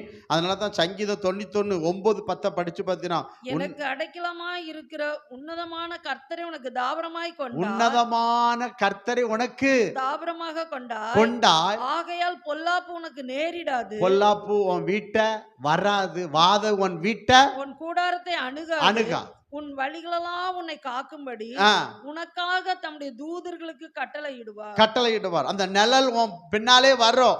வாகனத்துக்கு முன்னும் பின்னும் நீ போகிற போதும் வரும் போதும் ஆண்டவருடைய நிழல் என்ன செய்யும்? உன்னை பாதுகாக்கும். ஆமென். நம்ம குடும்பத்தை பாதுகாக்கும். யோபுக்கு உண்டானது எல்லாம் அந்த நிழல் என்ன செஞ்சது? பாதுகாத்தது. நிழல் எப்ப வெளியே போச்சோ யோபுன் குடும்பம், நிழல் விலகின உடனே யோபுன் குடும்பம் என்னாச்சது? முடிஞ்சு போச்சு. அந்த நிழல் நம்ம வீட்டு, உன்னதமான நிழல் நம்ம வீட்டை விட்டு என்ன செய்யக்கூடாது? விலகக்கூடாது. சபையை விட்டு விலகக்கூடாது. பரலோகம் போகும் மட்டும் உன்னதமான நிழலுக்குள் நீ தங்கி இருக்க வேண்டும். அதான் நல்ல பாதுகாப்பு, நல்ல பாதுகாப்பு. என்ன சூனியம் பண்ணட்டு, செய்வன பண்ணட்டு, அந்த நிழலுக்குள்ள இருந்தியன்னா அது உன்னை மேற்கொள்ளாது. இது அதை அழிச்சு போட்டுரும். கையில் ஒருத்தர் அல்லையிலேயே சொல்ல பாருங்க. நீ உன்னதமான நிலக்குள்ள இருந்தீனா மந்திரத்துக்கும் பயப்பட மாட்டா, சூனியத்துக்கும் பயப்பட மாட்டா, செவியனுக்கு பயப்பட மாட்டா, பொல்லாத மனிதனுக்கும் பயப்பட மாட்டா, யாரும் பயப்படா. நீ பத்திரம் எங்க இருக்கிறா? தோத்திரம். அம்மே, உன்னதமான மறைவில் இருக்கிறார். தோத்திரம். அது கோட்டை அப்படின்னு சொல்லப்பட்டிருக்கு, அரண்னு சொல்லப்பட்டிருக்கு. கண்மலைக்குள்ள வச்சு கர்த்தர் நம்மளை பாதுகாக்கிறார். தொட முடியாது. கர்த்தர் சொல்ல, உன்னை தொடுகிறவன் ஆமா, சோத்திரம். அதாவது கண்ணு கர்த்தராம். கண்ணு யாரு? கர்த்தராம். கண்மணி யாரு? நம்ம. அவர் சொல்றாரு, உன்னை தொடுகிறவன் என் கண்மணியை தொடுகிறான். தோத்திரம். புரியுதுங்களா? கண்மணியை போல கர்த்தர் நம்மளை நினைச்சுவார், பாதுகாத்துக் கொள்வார். கண்ணை இமை காப்பது போல கர்த்தர் நம்மளை பாதுகாக்கும் நிழல். ஆமென். அப்ப உன்னதமான மறைவில் இருக்கிறவன் அவன் நல்ல பாதுகாப்பா இருப்பான். ஆமென். நோய் மேற்கொள்ளாது, வியாதி மேற்கொள்ளாது, தீங்கு மேற்கொள்ளாது, சூனிய செய்வினை எதுவும் மேற்கொள்ளாது. அவன் சேஃப்டியா அழகா அந்த மறைவிடத்திலிருந்து கர்த்தர் அவனை பாதுகாப்பார். கர்த்தர் அவனை பாதுகாப்பார். என்ன பண்ணாலும் நம்மளை என்ன செய்யாது? அணுகாது. வாத நோய் நம்ம வீட்டை என்ன செய்யாது? அணுகாது. அணுகாமல் கர்த்தர் அவருடைய பிரசன்னமாகிய நிழலுக்குள்ள கர்த்தர் நம்மளை என்ன செய்வார்? பாதுகாப்பார். எகிப்திலிருந்து புறப்பட்ட இஸ்ரவேல் கர்த்தர் அப்படிதான் பாதுகாத்தாருன்னு பார்க்கிறோம். கர்த்தர் நம்மளும் பரலோகம் போகும் வரை கர்த்தருடைய நிழல் நம்மளை பின்தொடர்ந்து வரும். ஆமென். அந்த நிழல் மட்டும் உன்னை விட்டு விலகிட்டுனா சிம்சோன் அவுட்டு. ஆமென். அந்த நிழல் மட்டும் விலகிட்டுனா ஆமென், சவுல் அவுட்டு. ஸ்தோத்திரம். கர்த்தர் நிழல் உன்னை விட்டு விலகாம இருக்க கர்த்தர் உனக்கு கிருபை செய்வாராக. ஆமென். அல்லேலூயா. அந்த நிழல் விலகினோட முடிஞ்சு போச்சு. அதான் அவர்களை காத்த நிழல் அவர்களை விட்டு விலகிட்டு பாதுகாப்பு போயிடுச்சு. அப்போ யோபு விட்டு அந்த நிழல் விலகிச்சு. யோபு குடும்பம் என்னாச்சுன்னு உங்களுக்கு நல்லா தெரியும். அதனால ஒவ்வொரு நாளும் சொல்லுங்க, என்ன என் கணவன், என் மனைவி, என் பிள்ளைகள் எல்லாம் உன்னதமானுடைய மறைவில் கர்த்தர் எங்களை வைத்திருக்கிறார். அல்லேலூயா. பாட்டு பாடுறோம், உன்னதமான மறைவில் இருக்கிற சர்வ என்ன பாட்டெல்லாம் பாடுறோம். ஆனால் அவர் உங்ககிட்ட இருக்கணும். அந்த நிழல் உங்க மேலே, உங்கள் குடும்பத்தின் மேலே, சபை மேலே அது இருக்கணும். கைகளை ஊத்துற அல்லையிலேயே சொல்ல பார்க்கலாம். சத்தமாக சொல்லுங்க பார்க்கலாம். ரெண்டாவது ஒரு காரியம் வேகமாக சொல்லி முடிக்கிறதுனால இருக்கிறது. ரெண்டாவது ஒரு காரியம் எபேசியர் சபைக்கு, எபேசியர் சபைக்கு பவுல் எழுதும்போது இப்படி எழுதுறாரு பாருங்க. 1வது அதிகாரத்தில் 3வது வசனத்தை கொஞ்சம் வேகமாக வாசிங்க பார்க்கலாம். நம்முடைய கர்த்தராகிய இயேசு கிறிஸ்துவின் பிதாவாகிய தேவனுக்கு ஸ்தோத்திரம். ஸ்தோத்திரம். அவர் கிறிஸ்துவுக்குள் உன்னதங்களிலே ஆவிக்குரிய சகல ஆசீர்வாதத்தினாலும் நம்மை ஆசீர்வதித்திருக்கிறார். ஆமென். இதுல சொல்லப்பட்டிருக்க பிதாவாகிய தேவன் கிறிஸ்துவுக்குள், எப்படி? கிறிஸ்துவுக்குள் உன்னதத்தில் இருக்கிற சகல ஆசீர்வாதம். எங்க இருக்கிற? உன்னதங்களிலே. உன்னதத்தில் கர்த்தர் வச்சிருக்கிற ஆசீர்வாதங்கள், வானத்தின் பொக்கிஷங்கள் வானத்தில் இருக்கிறது. கர்த்தர் தம்முடைய பொக்கிஷ வானத்தை திறப்பார். அப்போ உன்னதத்தில் இருக்கிற ஆசீர்வாதங்களினால நம்மை ஆசீர்வதிச்சிருக்கார். யார் மூலம் ஆசீர்வதிக்கிறார்? கிறிஸ்துவின் மூலம். பிதாவாகிய தேவன் நம்மை யார் மூலம் தான் ஆசீர்வதிக்கிறார்? கிறிஸ்துவின் மூலம் நம்மை எல்லாவற்றிலும் ஆசீர்வதிக்கிறார். கர்த்தரின் ஆசீர்வாதம் ஐஸ்வரியத்தை தரும். ஆமென். அல்லேலூயா. ஸ்தோத்திரம். எல்லாவற்றிலும் கர்த்தர் நம்மை ஆசீர்வாதம். அப்போ உன்னதத்தில் இருக்கிற தேவன், உன்னதத்தில் வாசம் பண்ணுகிற உன்னதமான தேவன் அங்க இருக்கிற ஆசீர்வாதங்களை கிறிஸ்துவுக்குள் இருக்கிற, கிறிஸ்துவுக்குள் வாழுகிற கிறிஸ்து நமக்குள் இருக்கணும். நான் கிறிஸ்து, அவருக்குள் கிறிஸ்து. ஆமென். எனக்குள் அவர், அவர் எனக்குள்ளே. ஆமென். வாழுகிறவர்களுக்கு உன்னதத்தில் உள்ள சகல ஆசீர்வாதத்தினாலும் அவர் ஆசீர்வதிச்சிருக்கிறார். ஆமென். இதுக்கு தான் இயேசு கிறிஸ்து இந்த பூமிக்கு வந்தார். நம்மை ஆசீர்வதிக்க கர்த்தர் என்ன செஞ்சார்? இயேசு கிறிஸ்து இந்த பூமிக்கு வந்தார். ஆமென். ஏன் அனுப்பப்பட்டார்னா சிலுவையில் அறைஞ்சு நம்ம பாவத்துக்காக ரத்தம் செஞ்சு நம்மளை மீட்க அவர் அனுப்பப்பட்டார். ஸ்தோத்திரம். இப்போ இதில் ஆசீர்வதிக்க வருகிறது பார்க்கிறோம். ஆதியாகம புஸ்தகத்தை கொஞ்சம் அப்படியே இந்த சத்தியத்தை புரிஞ்சுக்காங்க. நான் எனக்காக சொல்லலை, உங்கள் ஆசீர்வாதத்தை சொல்கிறேன். ஆமென். நீங்கள் தப்பான கண்ணோட்டத்தில் எடுத்தேன்னா நீ தப்பானவன் என்று கர்த்தர் சொல்கிறார். இந்த சத்தியத்தை சொல்ல சிலருக்கு, அதனால் முன்னக்கூட்ட எச்சரிக்கிறேன். உன் சிந்தை நல்ல சிந்தையாக இருந்துச்சுன்னா இந்த சத்தியத்தை நீ நல்ல சிந்தையை எடுத்துக்கிடுவா. உன் சிந்தை நீ கெட்டதாக இருந்தால் நீ கெட்டவங்கிறத கன்ஃபார்ம் பண்ணிக்கும். தோத்திரம். வாசிங்க பார்க்கலாம். ஆதியாகமம் 14வது அதிகாரத்தில் 18 to 20 வரை இந்த வசனங்களை வாசிக்கலாமா? கொஞ்சம் வாசிங்க பார்க்கலாம். அன்றியும் உன்னதமான தேவனுடைய ஆசாரியனாய் இருந்த, பாருங்க, உன்னதமான தேவனுடைய ஆசாரியனை இருந்த சாலேமின் ராஜாவாகிய மெல்கிசேதேக்கு. பாருங்க, இவன் வந்து உன்னதமான தேவனுடைய ஆசாரியன். அவன் யாருன்னு சொல்லப்பட்டிருக்கிறது? ராஜா. யாரு? ராஜா. ராஜா ஆசாரியன். ராஜா ஆசாரியன் மெல்கிசேதேக்கு அப்பமும் திராட்சரசமோ கொண்டு வந்து அவனை ஆசீர்வதித்து வானத்தையும் பூமியும்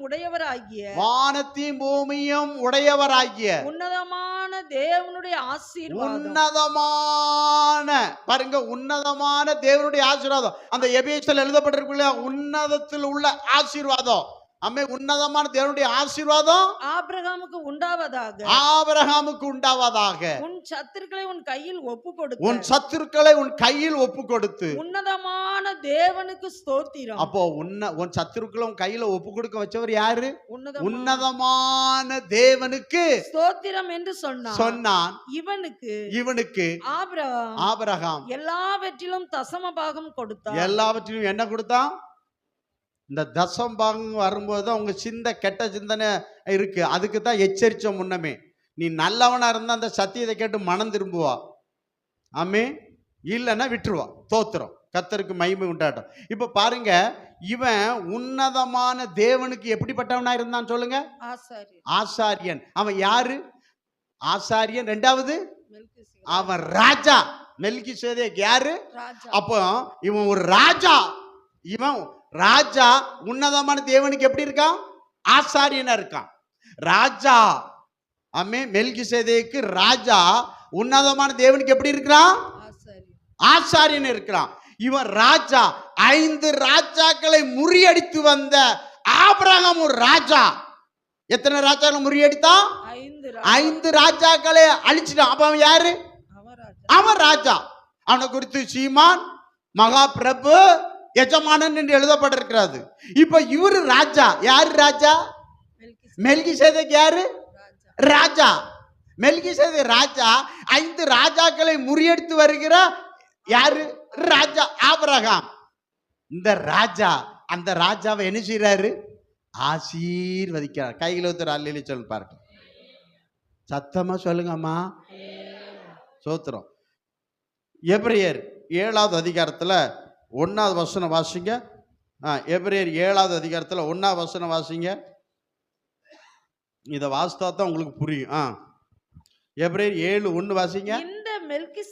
இந்த மெல்கிசேதேக்கு சாலேமின் ராஜா. இது எப்படி வருது பாருங்க. ஃபர்ஸ்டே வந்துருது. சாலேமின் ராஜாவும் உன்னதமான தேவனுடைய ஆசாரியனுமாய் இருந்தான். அவன் பூமியில ராஜாவா இருக்கிறான். தேவனுக்கு எப்படி இருக்கிறான்? உன்னதமான தேவனுக்கு எப்படி இருக்கிறான்? ஆசாரியன். பூமியில அவன் எப்படி இருக்கிறான்? ராஜாவா இருக்கிறான். ஆசாரியனா இருந்தான். ராஜாக்களை முறியடித்து வந்த. இதுலதான் அங்க சொல்லப்படல பாத்தீங்களா? இங்க ராஜாக்களை முறியடித்து வந்த ஆபிரகாமுக்கு இவன் எதிர்கொண்டு போய் அவனை ஆசீர்வதித்தான். நல்லா கவனிங்க. எதிர்கொண்டு போய் நினைச்சான், அவனை ஆசீர்வதித்தான். இல்லைங்க, இப்ப பாருங்க, இவ யாரு? மெல்கிசேதேக் யாரு? ராஜா. ராஜாவை முறியடித்து வந்த ராஜாவை என்ன ஆசீர்வதித்தான். இவனுக்கு ஆபிரகாம் எல்லாவற்றிலும் தசம பாகம் கொடுத்தான். இவன் எல்லாவற்றிலும் என்னத்தை கொடுத்தான்? தசம பாகம் கொடுத்தான் என்று சொல்லப்பட்டிருக்கு. அப்படித்தானே? சரி, இந்த மெல்கிசேதேக் முதல்ல இல்ல பாருங்க. 7:3 வாசிங்க. இவன் தகப்பனும் தாயும் வம்ச வரலாறு இல்லாதவன். இவன் நாட்களில் துவக்கமும் ஜீவனின் முடிவும் உடையவனுமாய் இராமல் தேவனுடைய குமாரனுக்கு ஒப்பானவனாய். அப்போ இந்த மெல்கிசேதேக்கு கிறிஸ்துவுக்கு முன் அடையாளமான. இப்ப கிறிஸ்து அப்ப பிறக்கல. அப்ப கிறிஸ்துவுக்கு முன் அடையாளம் யாரு? மெல்கிசேதேக். இவரு அப்போ கிறிஸ்து வந்து லேவி கோத்திரத்தில் பிறக்கணும். ஆனா கிறிஸ்து லேவி கோத்திரத்தில் பிறக்கல. ஆமென். லேவி கோத்திரத்தில் தான் ஆசாரி ஊழியம் வருகிறதுன்னு பார்க்கிறோம். ஆனா இயேசு என்ன கோத்திரத்தில் பிறந்தாரு?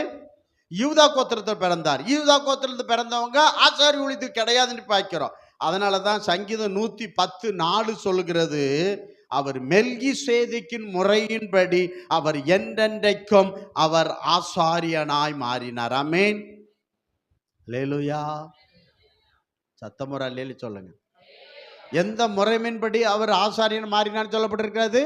மெல்கி சேதைக்கின் முறைமையின்படி என்றென்றைக்கும் ஆசாரியராய் இருக்கிறேன் என்று கர்த்தர் ஆணையிட்டார்.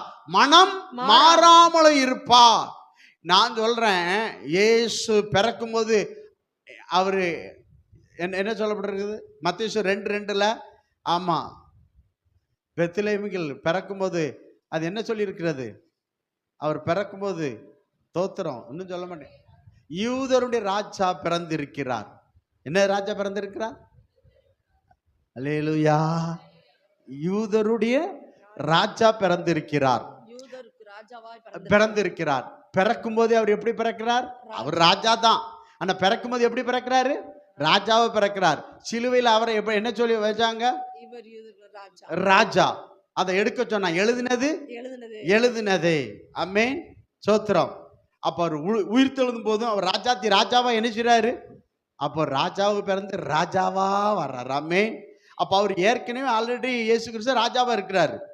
இப்போ ஆசாரியன்னு மாறணும். அதுக்கு தான் அந்த மெல்கி சேதேக்கு முறைமையின்படி அவர் என்ன செய்றார்?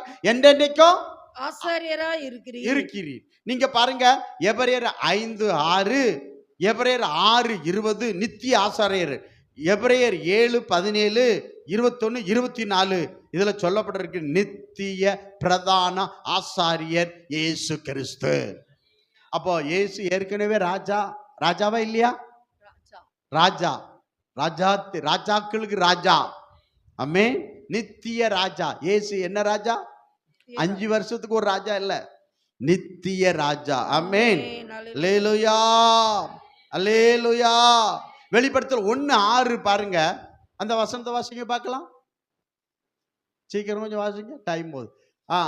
நம்மிடத்தில் அன்பு கூர்ந்து தமது இரத்தத்தினாலே நம்முடைய பாவங்களை நம்ம கழுவி தம்முடைய பிதாவாகிய தேவனுக்கு முன்பாக நம்மை ராஜாக்களும் ஆசாரியர்களும் ஆகின அவருக்கு மகிமையும் வல்லமை என்றென்றைக்கும் உண்டாயிற்று. கைகளை ஒருத்தர் அல்லேலூயா சொல்லுங்க. அல்லேலூயா. அப்ப இன்னைக்கு நம்ம ராஜாக்களாக ஆசாரியர்களாக அபிஷேகம் பண்ணப்பட்டிருக்கோம் பரிசுத்தாவின் மூலம். ஆமென். பரிசுத்தாவியை பெற்றுக்கொள்ளலைன்னா இந்த ஆசாரியமோ இந்த ராஜா அதிகாரமும் உனக்கு கிடைக்காது. பரிசுத்தாவி பெற்றுக்கொள்ளும். அதான் இயேசு கிறிஸ்து ரத்தத்தால் கழுவப்பட்டு ஞானஸ்நானம் எடுத்து பரிசுத்தாவி பெற்றுக்கொள்ள வேண்டும். அப்பொழுது நீ எப்படி மாறுகிறார்? ஆசாரியனாகவும் ராஜாவாகவும் கர்த்தருக்கு ஆசாரியனாகவும் ஆமே ஊழியம் செய்யவும் பூமி ஆளு ராஜாவுமா கர்த்தர் வைப்பார் நித்தியத்தில். ஆமென். அல்லேலூயா. இது இயேசு கிறிஸ்து ரத்தத்தால் நமக்கு கிடைக்கிறது. அவரு ராஜா ஆசாரியன். இயேசு ராஜாவும் ஆசாரியன் இருக்காரா இல்லையா? மெல்கிசேதேக்கு முன்னடையாளம். மெல்கிசேதேக்கு அவர் ராஜா, அவர் ஆசாரியன். ஆமென். இயேசு கிறிஸ்து ஆசாரியர், ஆமென், ராஜா. அல்லேலூயா. இயேசு கிறிஸ்து அப்பத்து ராஜரசம் சீசல் கொடுத்தாரா இல்லையா? கொடுத்தார். அப்பம் ராஜரசம் கொடுக்கிற வேலை ஆசாரியனுக்கு வேலை. ஆமென், தோத்திரம். ஆமென். அவர்கிட்ட ராஜ அதிகாரம் இருந்துச்சா இல்லையா? அல்லேலூயா, இருந்துச்சு. ஆமென். அவர் சொன்னா அப்படியே ஆகும். அல்லேலூயா. கர்த்தருக்கு மகிமை உண்டாகட்டும். தேவனுக்கு மகிமை செலுத்தினு பார்க்கிறோம். தேவன் நல்லவர், நமக்கு நன்மை செய்வாராக. அப்போ பாருங்க, அப்போ ஸ்தோத்திரம். ஆதியாகமம் 14:19 வாசிங்க. உன்னதமான தேவனுடைய ஆசீர்வாதம் மெல்கிசேதேக்கு மூலம் ஆபிரகாமுக்கு உண்டாயிற்று. அவனை ஆசீர்வதித்து யாரு? அப்போ ஆபிரகாமுக்கு ஆசீர்வாதம் யார் மூலம் வந்துச்சு? மெல்கிசேதேக்கு யாரு? ஆசாரியன். அப்போ அவன் ராஜா ஆசாரியன். ஆனா உன்னதமான தேவனுடைய ஆசீர்வாதம் யார் மூலம் வந்துச்சு? மெல்கிசேதேக்கு மூலம் அவனுக்கு வந்தது என்று சொல்லப்பட்டிருக்குன்னு பார்க்கிறோம். ஆமென். அல்லேலூயா. அப்போ ஆதியாகமம் 14:20 வாசிங்க. உன் சத்துருக்களை உன் கையில் ஒப்பு கொடுத்த உன்னதமான தேவனுக்கு ஸ்தோத்திரம் என்று சொன்னான். இவனுக்கு ஆபிரகாம் எல்லாவற்றிலும் தசமபாகம் கொடுத்தான். அந்த எல்லாவற்றிலும்ங்கிறது எபிரேயர்ல சொல்லப்பட்டிருக்கு. எதுல கொடுத்தான்னு எழுதப்பட்டிருக்கிறது. எபிரேயர் 7வது அதிகாரத்துல 4வது வசனம், 5வது வசனம், 6வது வசனம், 7வது வசனம் வாசிங்க. 7:4 வாசிங்க. இவன் எவ்வளவு பெரியவனா இருக்கிறான். யார சொல்றான்? மெல்கிசேதேக்கு சொல்றான். இவன் எவ்வளவு பெரியவன் பெரியவனா இருக்க பாருங்க. கோத்திர தலைவனாகிய ஆபிரகாம் கோத்திரத்துக்கு அவர் தான் ஹெட், பிதா. ஆமென். கோத்திர தலைவனாகிய ஆபிரகாம் முதலாய் கொள்ளையிடப்பட்ட பொருட்களில் என்ன பொருள்? 5 கொள்ளையிடப்பட்ட ராஜாக்களை முறியடிச்சான் பாத்தீங்களா? அந்த வெற்றியை கொடுத்தது யாரு? உன்னதமான தேவன். அப்போ உன்னதமான தேவன் வெற்றியை கொடுத்தார். அப்ப ஆசீர்வாதம் யார் மூலம் வந்தது?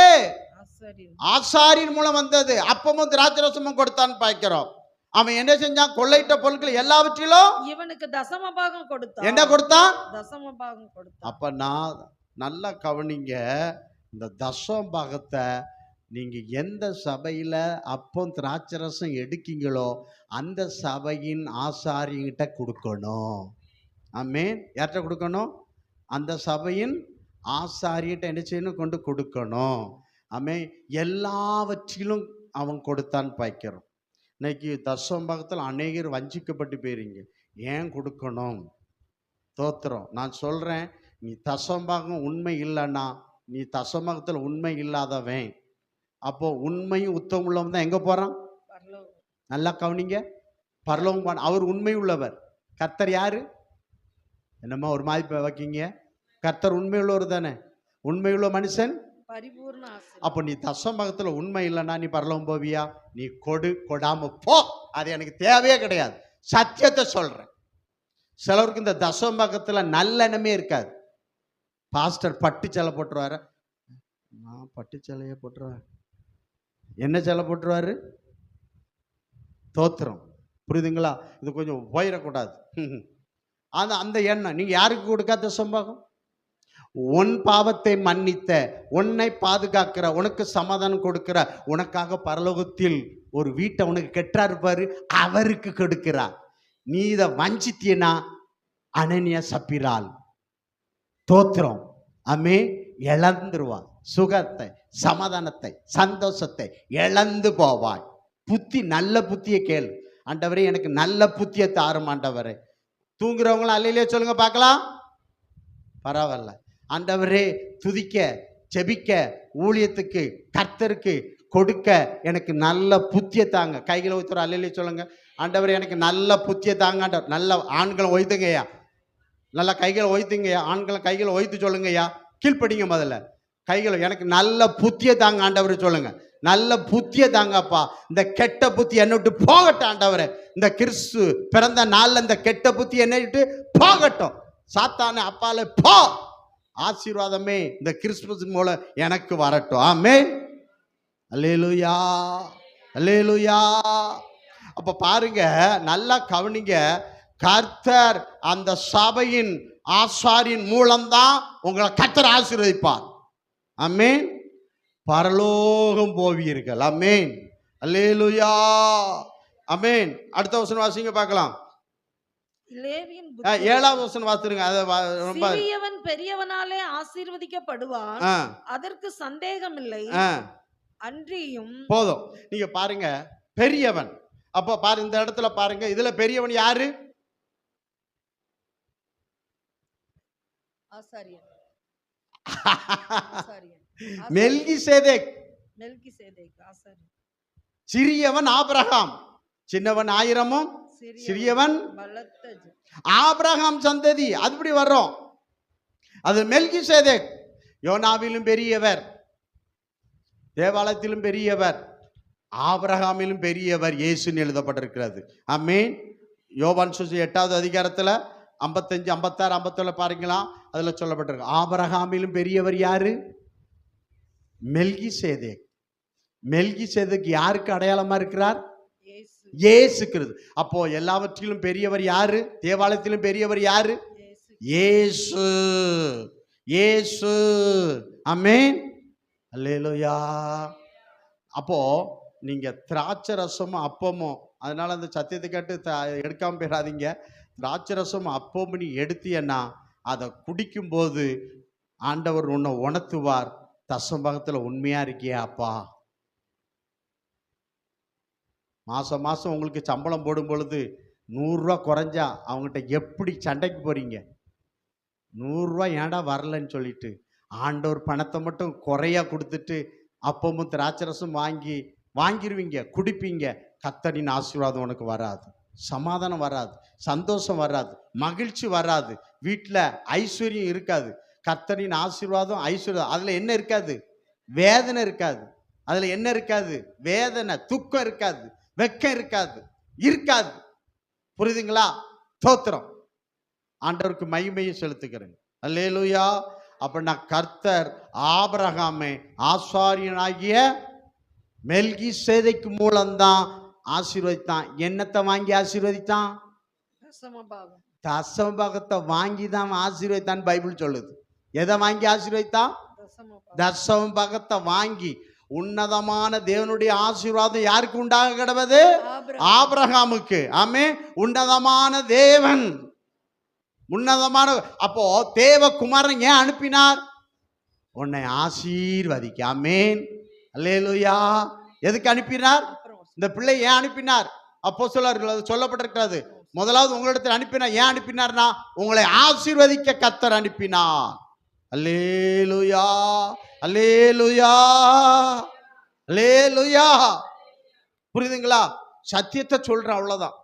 ஆண்டவருக்கு மகிமை உண்டாகட்டும், தேவனுக்கு மகிமை செலுத்துகிறேன்னு பார்க்கிறோம். அதனாலதான் சொல்லப்பட்டிருக்க கலாத்தியர் 3:14 வாசிங்க.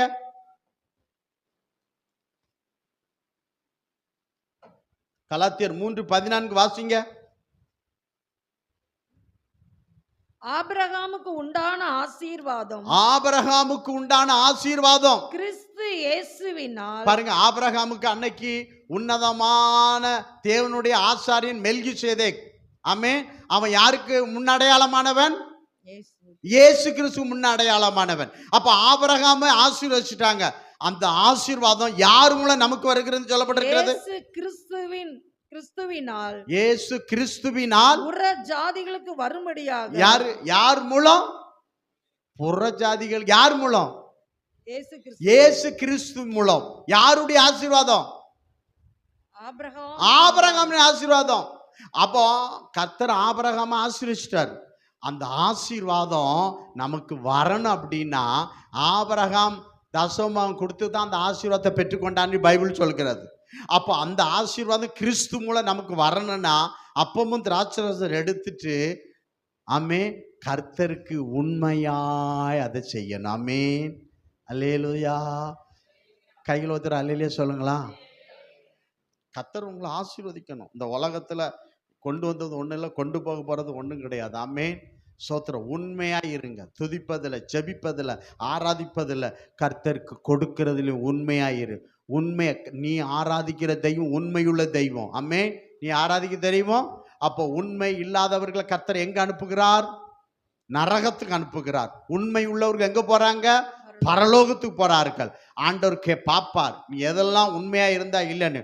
உண்மையா இருந்தா பரிபூர்ண ஆசீர்வாதத்தை பெற்று பரலோகம் போவாய். ஆமென். அல்லேலூயா. சத்தமா சொல்லுங்கம்மா. பொருளாதாரத்துக்கு ஆசீர்வாதம் இதுதாங்க நான் சொல்றேன். ஆனா இது சாத்தான் உங்களை செய்ய விட மாட்டான். ஏன்னா இதை செஞ்சா நீங்க என்ன பண்ணிடுவீங்க?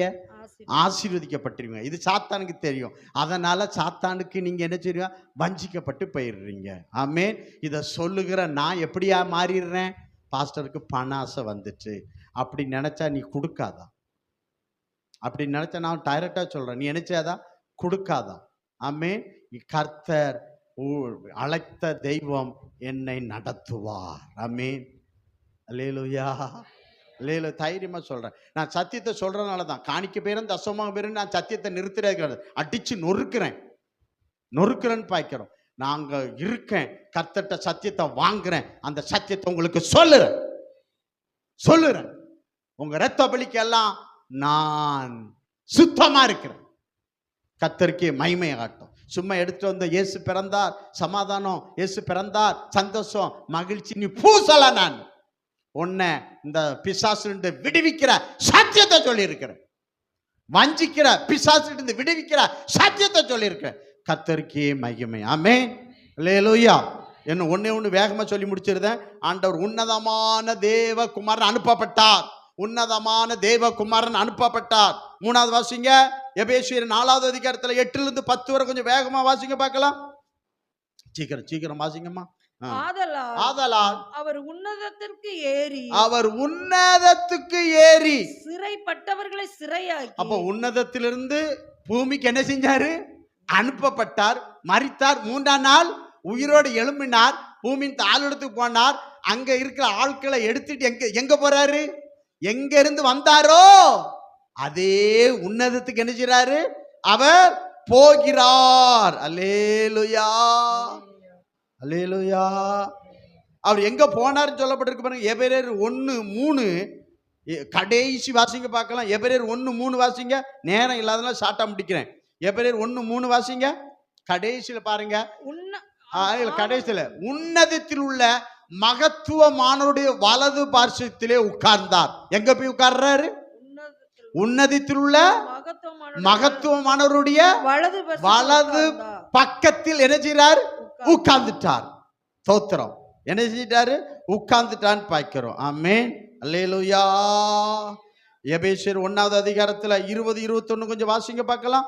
எபேசியர் 1ஆவது அதிகாரத்துல 20-21 எல்லா துரைத்தனங்களுக்கும் அதிகாரத்துக்கும் வல்லமைக்கும் கர்த்தத்துக்கும் இம்மையிலும் மாத்திரமல்ல மறுமையிலும் பேர் பெற்றிருக்கும் எல்லா நாமத்துக்கும் மேலாய் அவர் உயர்ந்திருக்கத்தக்கதாக அவரை உன்னதங்களில் தம்முடைய வலது பரிசத்தில் உட்காரும்படி செய்து. பாருங்க, யார? இயேசு கிறிஸ்துவை அவரை உன்னதங்களில் அங்கதான் வந்தாரு.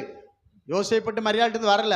உன்னதங்கள் தம்முடைய வலது பரிசத்தில் உட்காரும்படி செய்து எல்லாவற்றையும் அவருடைய பாதங்களுக்கு கீழ்ப்படி. எல்லாத்தையும் அவர் பாதம் தான். ஏன்னா ஹை பிளேஸ் அதுதான் சிங்காசனம். அங்க உட்கார்றாரு. பூமி அவர் அங்க இருந்தாருன்னா அவர் பாதம் எங்க இருக்கு? பூமியில இருக்கு. ஹை, அதுக்கு மேல அது கிடையாதுன்னு பார்க்கிறோம். எபிரேயர் 10:12 சொல்லுகிறார், அவர் என்றென்றைக்கு நித்தியமாய். அதை வாசிங்க பார்க்கலாம். எபிரேயர் 10:12 கொஞ்சம் வேகமா. எபிரேயர் 10:12 எபிரேயர் 10:12 பாருங்க. பள்ளி சொல்லி என்றென்றைக்கு தேவனுடைய வலது பரிசத்தில் நித்தியமா உட்கார்றார். நித்திய அது யார்? அந்த இடம் அவருக்கு தான். அங்க இருந்தா அவர் வந்தார் என்று பார்க்கிறோம். அதனாலதான் கொலோசியர் 3ஆவது அதிகாரத்துல 1ஆம் வசனம் 2ஆம் வசனம் பாருங்க. கொலோசியர் 3ஆவது அதிகாரத்துல 1ஆம் வசனம் 2ஆம் வசனம் வசனத்தை கொஞ்சம் வேகமா சொல்லிட்டு போயிட்டு இருக்கேன். நீங்கள் கிறிஸ்துவுடனே எழுந்தது உண்டானால் எழுந்தது உண்டானால். ஆமே, ரொம்ப ஞானமா அந்த வசனம் சொல்லி இருக்கு. ஆமே, நீங்கள் கிறிஸ்துவனுடைய மரித்தீர்கள், எழும்பணும். எழுந்தது உண்டானால் கிறிஸ்து தேவனுடைய வலது பார்சத்தில் வீட்டிற்கும் இடத்தில் உள்ள. பாருங்க, கிறிஸ்து எங்க வீட்டிருக்கிறாரு? வலது பிதாவினுடைய வலது பார்சத்தில் நினைச்சிருக்கிறார். வீட்டிருக்கிற மேலானவைகளை தேடுங்க. அங்கதான் மேலான இடம், ஹை பிளேஸ். அது பூமியில் உள்ளவைகள் அல்ல, மேலானவைகளையே நாடுங்க. அந்த உன்னதத்தில் நான் இருக்கிற உட்கார அந்த இடத்தை, உனக்கு அங்க ஒரு இடம் இருக்கு, அதை நாடுகிறவன். இந்த பூமியில் உள்ள நாடுகிறவன் அதை நாட மாட்டான். கைகள் ஒருத்தர் அல்லேலூயா சொல்லுங்க பார்க்கலாம். அப்போ அந்த உன்னத இடத்துக்கு போகணும்னா கிறிஸ்துவோடு என்ன செய்யணும்? நம்முடைய ஜீவனாகிய கிறிஸ்து வெளிப்படும் போது பாருங்க, அவரோடு கூட மகிமையில் வெளிப்படுவீர்கள். அப்போ கிறிஸ்துவோட எழும்பணும். அப்ப கிறிஸ்துவோட எழும்பணும், கிறிஸ்துவோட எழும்பணும். அப்படிதான் அதுல சொல்லப்பட்டு பார்க்கிறோம். ஸ்தோத்திரம், கர்த்தருக்கு மகிமை. ஆமென், அல்லேலூயா. எபேசியர் 2:7 வாசிங்க, சீக்கிரம் வாசிங்க. எபேசியர் 2:7 கிறிஸ்து இயேசுவுக்குள் நல்ல அந்த வசனத்தை அவரோடு கூட எழுப்பி, நம்மை அவரோடு கூட எழுப்பி உன்னதங்களிலே அவரோடு கூட உட்காரவும் செய்தார். அல்லேலூயா. இந்த வசனத்தை சொன்ன உடனே உங்களுக்கு ஒரு பூரிப்பு வர வேண்டாமா? ஆமென், அல்லேலூயா. அந்த பிதா இருக்காரு, அதுதான் ஹை பிளேஸ். அது பக்கத்துல யார் இருக்கா? குமாரன் பக்கத்துல அவரோட எழுப்பி கொண்டு போ. சிறைப்பட்டவர்களை சிறையாக்கி கொண்டு போனார் பாத்தீங்களா? அவங்களாம் யார் பக்கத்துல இருக்காங்களாம்? அவருடைய பக்கத்துல உன்னதமான அந்த இடத்துல போய் நம்மை உட்காரும்படி செய்த கிறிஸ்து. இந்த பூமியில ஜனாதிபதி தான் உயர்ந்த பதவி, அதுலயே நமக்கு தகுதி கிடையாது. ஆனா இந்த பிசாசு அதுக்கு தான் ஆசைப்பட்டான்னு சொல்லப்பட்டிருக்கு. நீங்க வாசிங்க பார்க்கலாம். ஆமே, ஏசாயா 14 13 14 வாசிங்க பாருங்க. லூசிபர் அங்க இருந்தவன் அந்த இடத்துக்கு ஆசைப்படுறான் பாருங்க, அங்க வாசம் பண்ணவன். ஸ்தோத்திரம். வாசிங்க ஏசாயா புஸ்தகம் 14வது அதிகாரத்தில் 13, 14 வாசிங்க. நான் வானத்துக்கு ஏறுவேன், நான் வானத்துக்கு ஏறுவேன், தேவனுடைய நட்சத்திரங்களுக்கு மேலாக என் சிங்காசனத்தை உயர்த்துவேன். நான் வானத்துக்கு ஏறணும்னா 3ஆம் வானத்துக்கு மேல ஏறுவேன்னு சொல்றேன். அங்கதான் தேவனுடைய சிங்காசனம் இருக்குது. வடபுறங்களில் உள்ள ஆராதனை கூடத்தில் பர்வதத்தில் வீட்டிருப்பேன் என்றும், நான் மேகங்களுக்கு மேலாக உன்னதங்களில் ஏறுவேன். எங்க ஏறுவேன்? உன்னதங்களில் ஏறுவேன். அப்ப பாருங்க, அப்ப அவன் அதுக்கு கீழே தான் இருக்கான். கீழே இருந்து கர்த்தருக்கு ஆராதனை செஞ்சிட்டு இருக்கிறான். அப்ப ஹை பிளேஸ், புரியுதுங்களா? அப்ப இவன் அந்த இடத்துல போய் உட்கார ஆசைப்பட்டதுனால கர்த்தர் என்ன பண்ணாரு? ஏறுவேன், உன்னதமானவருக்கு ஒப்பாவேன் என்று நீ உன் இருதயத்தில் சொன்னாயே, ஆனாலும் நீ ஆகாதமான பாதாளத்திலே தள்ளப்பட்டாய். ஆமென். அப்ப லூசிபர் பரலோகத்தில் இருந்தாலும் அந்த உயர்ந்த இடத்துக்கு போக அங்க உட்கார ஆசைப்பட்டான். அவனுக்கு கிடைக்கல, அவனை மிதிச்சு தள்ளிட்டாரு. ஆனா கிறிஸ்துவின் மூலம் அந்த இடத்துல நம்மளை உட்கார வைக்கிறார். ஹை பிளேஸ், உயரம், உன்னதமான இடம், அதுக்கு மேல கிடையாது. அந்த இடத்துல போய் என்ன செய்யணும்? நம்ம இருக்கா. அதான் கிறிஸ்துவோடு நீங்க எழும்பியது உண்டானால். அப்ப இயேசு கிறிஸ்து மரித்தோட எங்க போனாரு? பாதாளத்துல உள்ள பரதேசு பண்ணா. அவங்களை என்ன செஞ்சாரு? எடுத்துட்டு எங்க போனாரு? உன்னதமான இடத்துக்கு கொண்டு போய் அங்க வைக்கிறான்னு பாய்க்கிறோம். பரதேசு எங்க இருக்கு? தேவனுடைய மத்தியில இருக்குது. வெளிப்படுத்த 2:7 சொல்லப்பட்டிருக்குன்னு பாய்க்கிறோம். அப்போ உன்னதமான இடத்துல கிறிஸ்து மூலம்தான் நம்ம அங்க போய் உட்கார முடியும். ஆமே. அப்ப உன்னதமான தேவகுமார் ஏன் அனுப்பப்பட்டார்னா, ஆமே, அந்த உன்னதமான இடத்துல போய், உயர்ந்த இடத்துல போய் இயேசு கிறிஸ்து மூலம் அவர் உட்காரும் ஸ்லாக்கியத்தை கர்த்தர் நமக்கு கொடுக்கிறார். ஆமென், அல்லேலூயா. அதனாலதான் அவர் சொல்றார், யோவான் சுவிசேஷம் 14வது அதிகாரத்துல 2வது வசனம் 3வது வசனம் சொல்லுகிறாரு, என் பிதா வீட்டுல அநேக வாசஸ்தலம் இருக்கிறது, நான் போய் உங்களுக்கு நினைச்சுவேன், ஒரு ஸ்தலத்தை உங்களுக்காக ஆயத்தம் பண்ண போகிறேன்.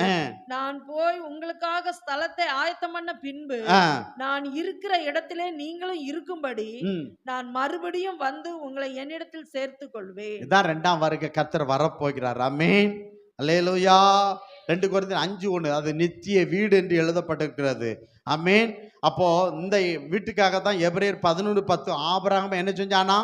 காத்திருந்தான் என்று சொல்லப்பட்டிருக்குன்னு பார்க்கிறோம். அல்லேலூயா, அல்லேலூயா. அப்போ கிறிஸ்துவின் மூலம்தான் என்ன செய்கிறான்? அந்த உன்னதமான இடத்துல போய் நம்ம உட்கார ஆண்டவர் உதவி செய்கிறார். ஆமென். அப்போ இன்னைக்கு கிறிஸ்துவுக்குள்ள மரிக்கிற யாவரும் அந்த உன்னதமான இடத்துக்கு போயிடுவாங்க. ஆமென். அதுதான் நீங்க நல்லா கவனிங்க. 1 தெசலோனிக்கர் 4:14, 1 கொரிந்தியர் 15வது அதிகாரத்தில் 20, 23 படிச்சு பார்த்துறான். கிறிஸ்துவுக்குள் மரிக்கிற மனுஷன் அந்த உன்னதமான இடத்துக்கு போயிடுவான். கைகளை உதற அல்லேலூயா சொல்லுங்க பார்க்கலாம். கிறிஸ்துவுக்குள்ளான ஒரு மனுஷனை அறிவேன், அவன் பரதேசுக்கு உன்னதமான இடத்துக்கு போனான்னு சொல்லப்பட்டிருக்கிறது. அப்போ கிறிஸ்துவுக்குள்ள வாழணும், கிறிஸ்துவுக்குள்ள மரிக்கணும். கிறிஸ்து எழுந்தது போல நம்மளை இருந்துச்சுன்னா எழும்புனா நீ அந்த இடத்துக்கு போயிடுவா. நீ எழும்பாட்டா, உன் கல்லறை காலியா ஆகாட்டா, நீ நரகம் போவாய். இன்னைக்கு கல்லறை, இயேசு கிறிஸ்து கல்லறை காலியா இருக்கா? எப்படி இருக்கு? நம்ம கல்லறையும் எப்படி இருக்கணும்? காலியாயிரணும். ஆமே, ஓப்பன் த, ஆமே, கல்லறையா இருக்கும், திறந்த கல்லறையா மாறணும். யார் கல்லறை திறக்கலையோ நரகம். திறந்த கல்லறை உன்னதமான இடத்துல, ஆமே, பிதாவின் வலது. அதான் கேட்காங்க, ஒரு தாய் கேட்பா, 9 வலது பரிசம் ஏன் அப்படி கேட்பா. அவர் சொல்லிடுவார், இல்லப்பா அது பிதா தீர்மானிச்சிருவார். ஆனா அது இருக்கட்டும். ஆனா அந்த இடத்துல போய் உட்கார்றது பிசாசு ஆசைப்பட்டாங்க, அங்க இருக்கிறவன் ஆசைப்பட்டான். அவனை மிதிச்சு தள்ளிட்டு அந்த இடத்துல தன்னுடைய ஒரே குமாரன் பூமிக்கு அனுப்பி அவரை ஏற்றுக்கொண்டு அவருக்குள்ள உண்மையா இருக்கிற பிள்ளைகளை, ஆமே, அவர் மரித்தார், பாவத்துக்காக மரித்தார், ஆமே, நீதிக்காக எழும்பினான்னு பார்க்கிறோம். அவர் எழும்பினது போல நம்மளும் எழும்பினா அவரோடு கூட போய் நம்ம உட்காருவோம். இதுக்குத்தான் அந்த இயேசு கிறிஸ்து உன்னதத்தில் தோன்றிய அருணோதயம், அங்கிருந்து தான் அவர் வந்தாரு பார்க்கிறோம். அதான் ஏசாயா சொல்றான், நமக்கு ஒரு குமாரன் கொடுக்கப்பட்டார். எங்க இருந்து கொடுக்கப்பட்டார்? உன்னதத்திலிருந்து கொடுக்கப்பட்டார். பவுல் சொல்றாரு, ஒரே குமாரனை அவர் என்ன செஞ்சாரு? அனுப்பினார். குமாரன் என்ன செஞ்சாரு? அனுப்பினார். எதுக்கு அனுப்பினார்? எதுக்கு அனுப்பினார்? அந்த உன்னதமான நிழலுக்குள்ள நீ இருக்கும்படி. ஆமென். ரெண்டாவது உன்னதமான அந்த தேவனுடைய ஆசீர்வாதம் ஆபிரகாம் மூலம் கிறிஸ்து மூலம் உனக்கு வரும்படி. ஆமென். மூணாவது அந்த உன்னதமான தேவனை நம்ம என்ன செய்யணும்? அவருக்குள்ள மரிக்கணும். கிறிஸ்துவுக்குள்ள மரிக்கிறோம் பாக்கியவான் என்று எழுது. ஆமென். தோத்திரம். மரித்தால் அவரோடு கூட எழும்பி அந்த உன்னதமான இடத்துல நீங்க போய் உட்காருவீர்கள். அல்லேலூயா. அது சமாதான, சந்தோஷம், மகிழ்ச்சி நிறைந்த இடம், அமைதி நிறைந்த இடம். அது நித்தியமான வீடு. ஆமென். இந்த உலகத்துல வீடு இல்லை, நீ கவலைப்படாதா. இது நிரந்தர நாள், விட்டுட்டு தான் போனோம். ஆனா அந்த வீட்டை இழந்துராதா. அப்பா கெட்டாரு பாருங்க ஒரு வீடு, அந்த வீட்டை நீ இழந்துராதா. இந்த வீடு இருக்க போகுது, அந்த வீட்டை நீ இழந்துராதா. ஆமே. இதுக்காக தான் பிதாவாகிய தேவன் தம்முடைய குமாரனை அனுப்பினார், குமாரனை கொடுத்தார். அல்லேலூயா. நம்ம எல்லாம் அப்படியே கொஞ்சம் எழும்பி நிற்போமா? எல்லாம் ஆண்டவரையும் கேட்ட சத்தியத்தை அப்படியே உள்வாங்க. ஆமேன். தோத்திரம். சத்தியத்துக்கு கீழ்ப்படிங்க. ஆண்டவர் உங்களை டச் பண்ணா அதுக்கு கீழ்ப்படிங்க. ஆமே. கீழ்ப்படிஞ்ச ஆசீர்வாதம், கீழ்ப்படியாட்டாக கோபாக்கினேன் என்று எழுதப்பட்டிருக்கிறது. இந்த சொல்ல வார்த்தைக்கு கீழ்ப்படி, நீ ஆசீர்வாதமா இருப்பா. ஆமேன். அல்லேலூயா.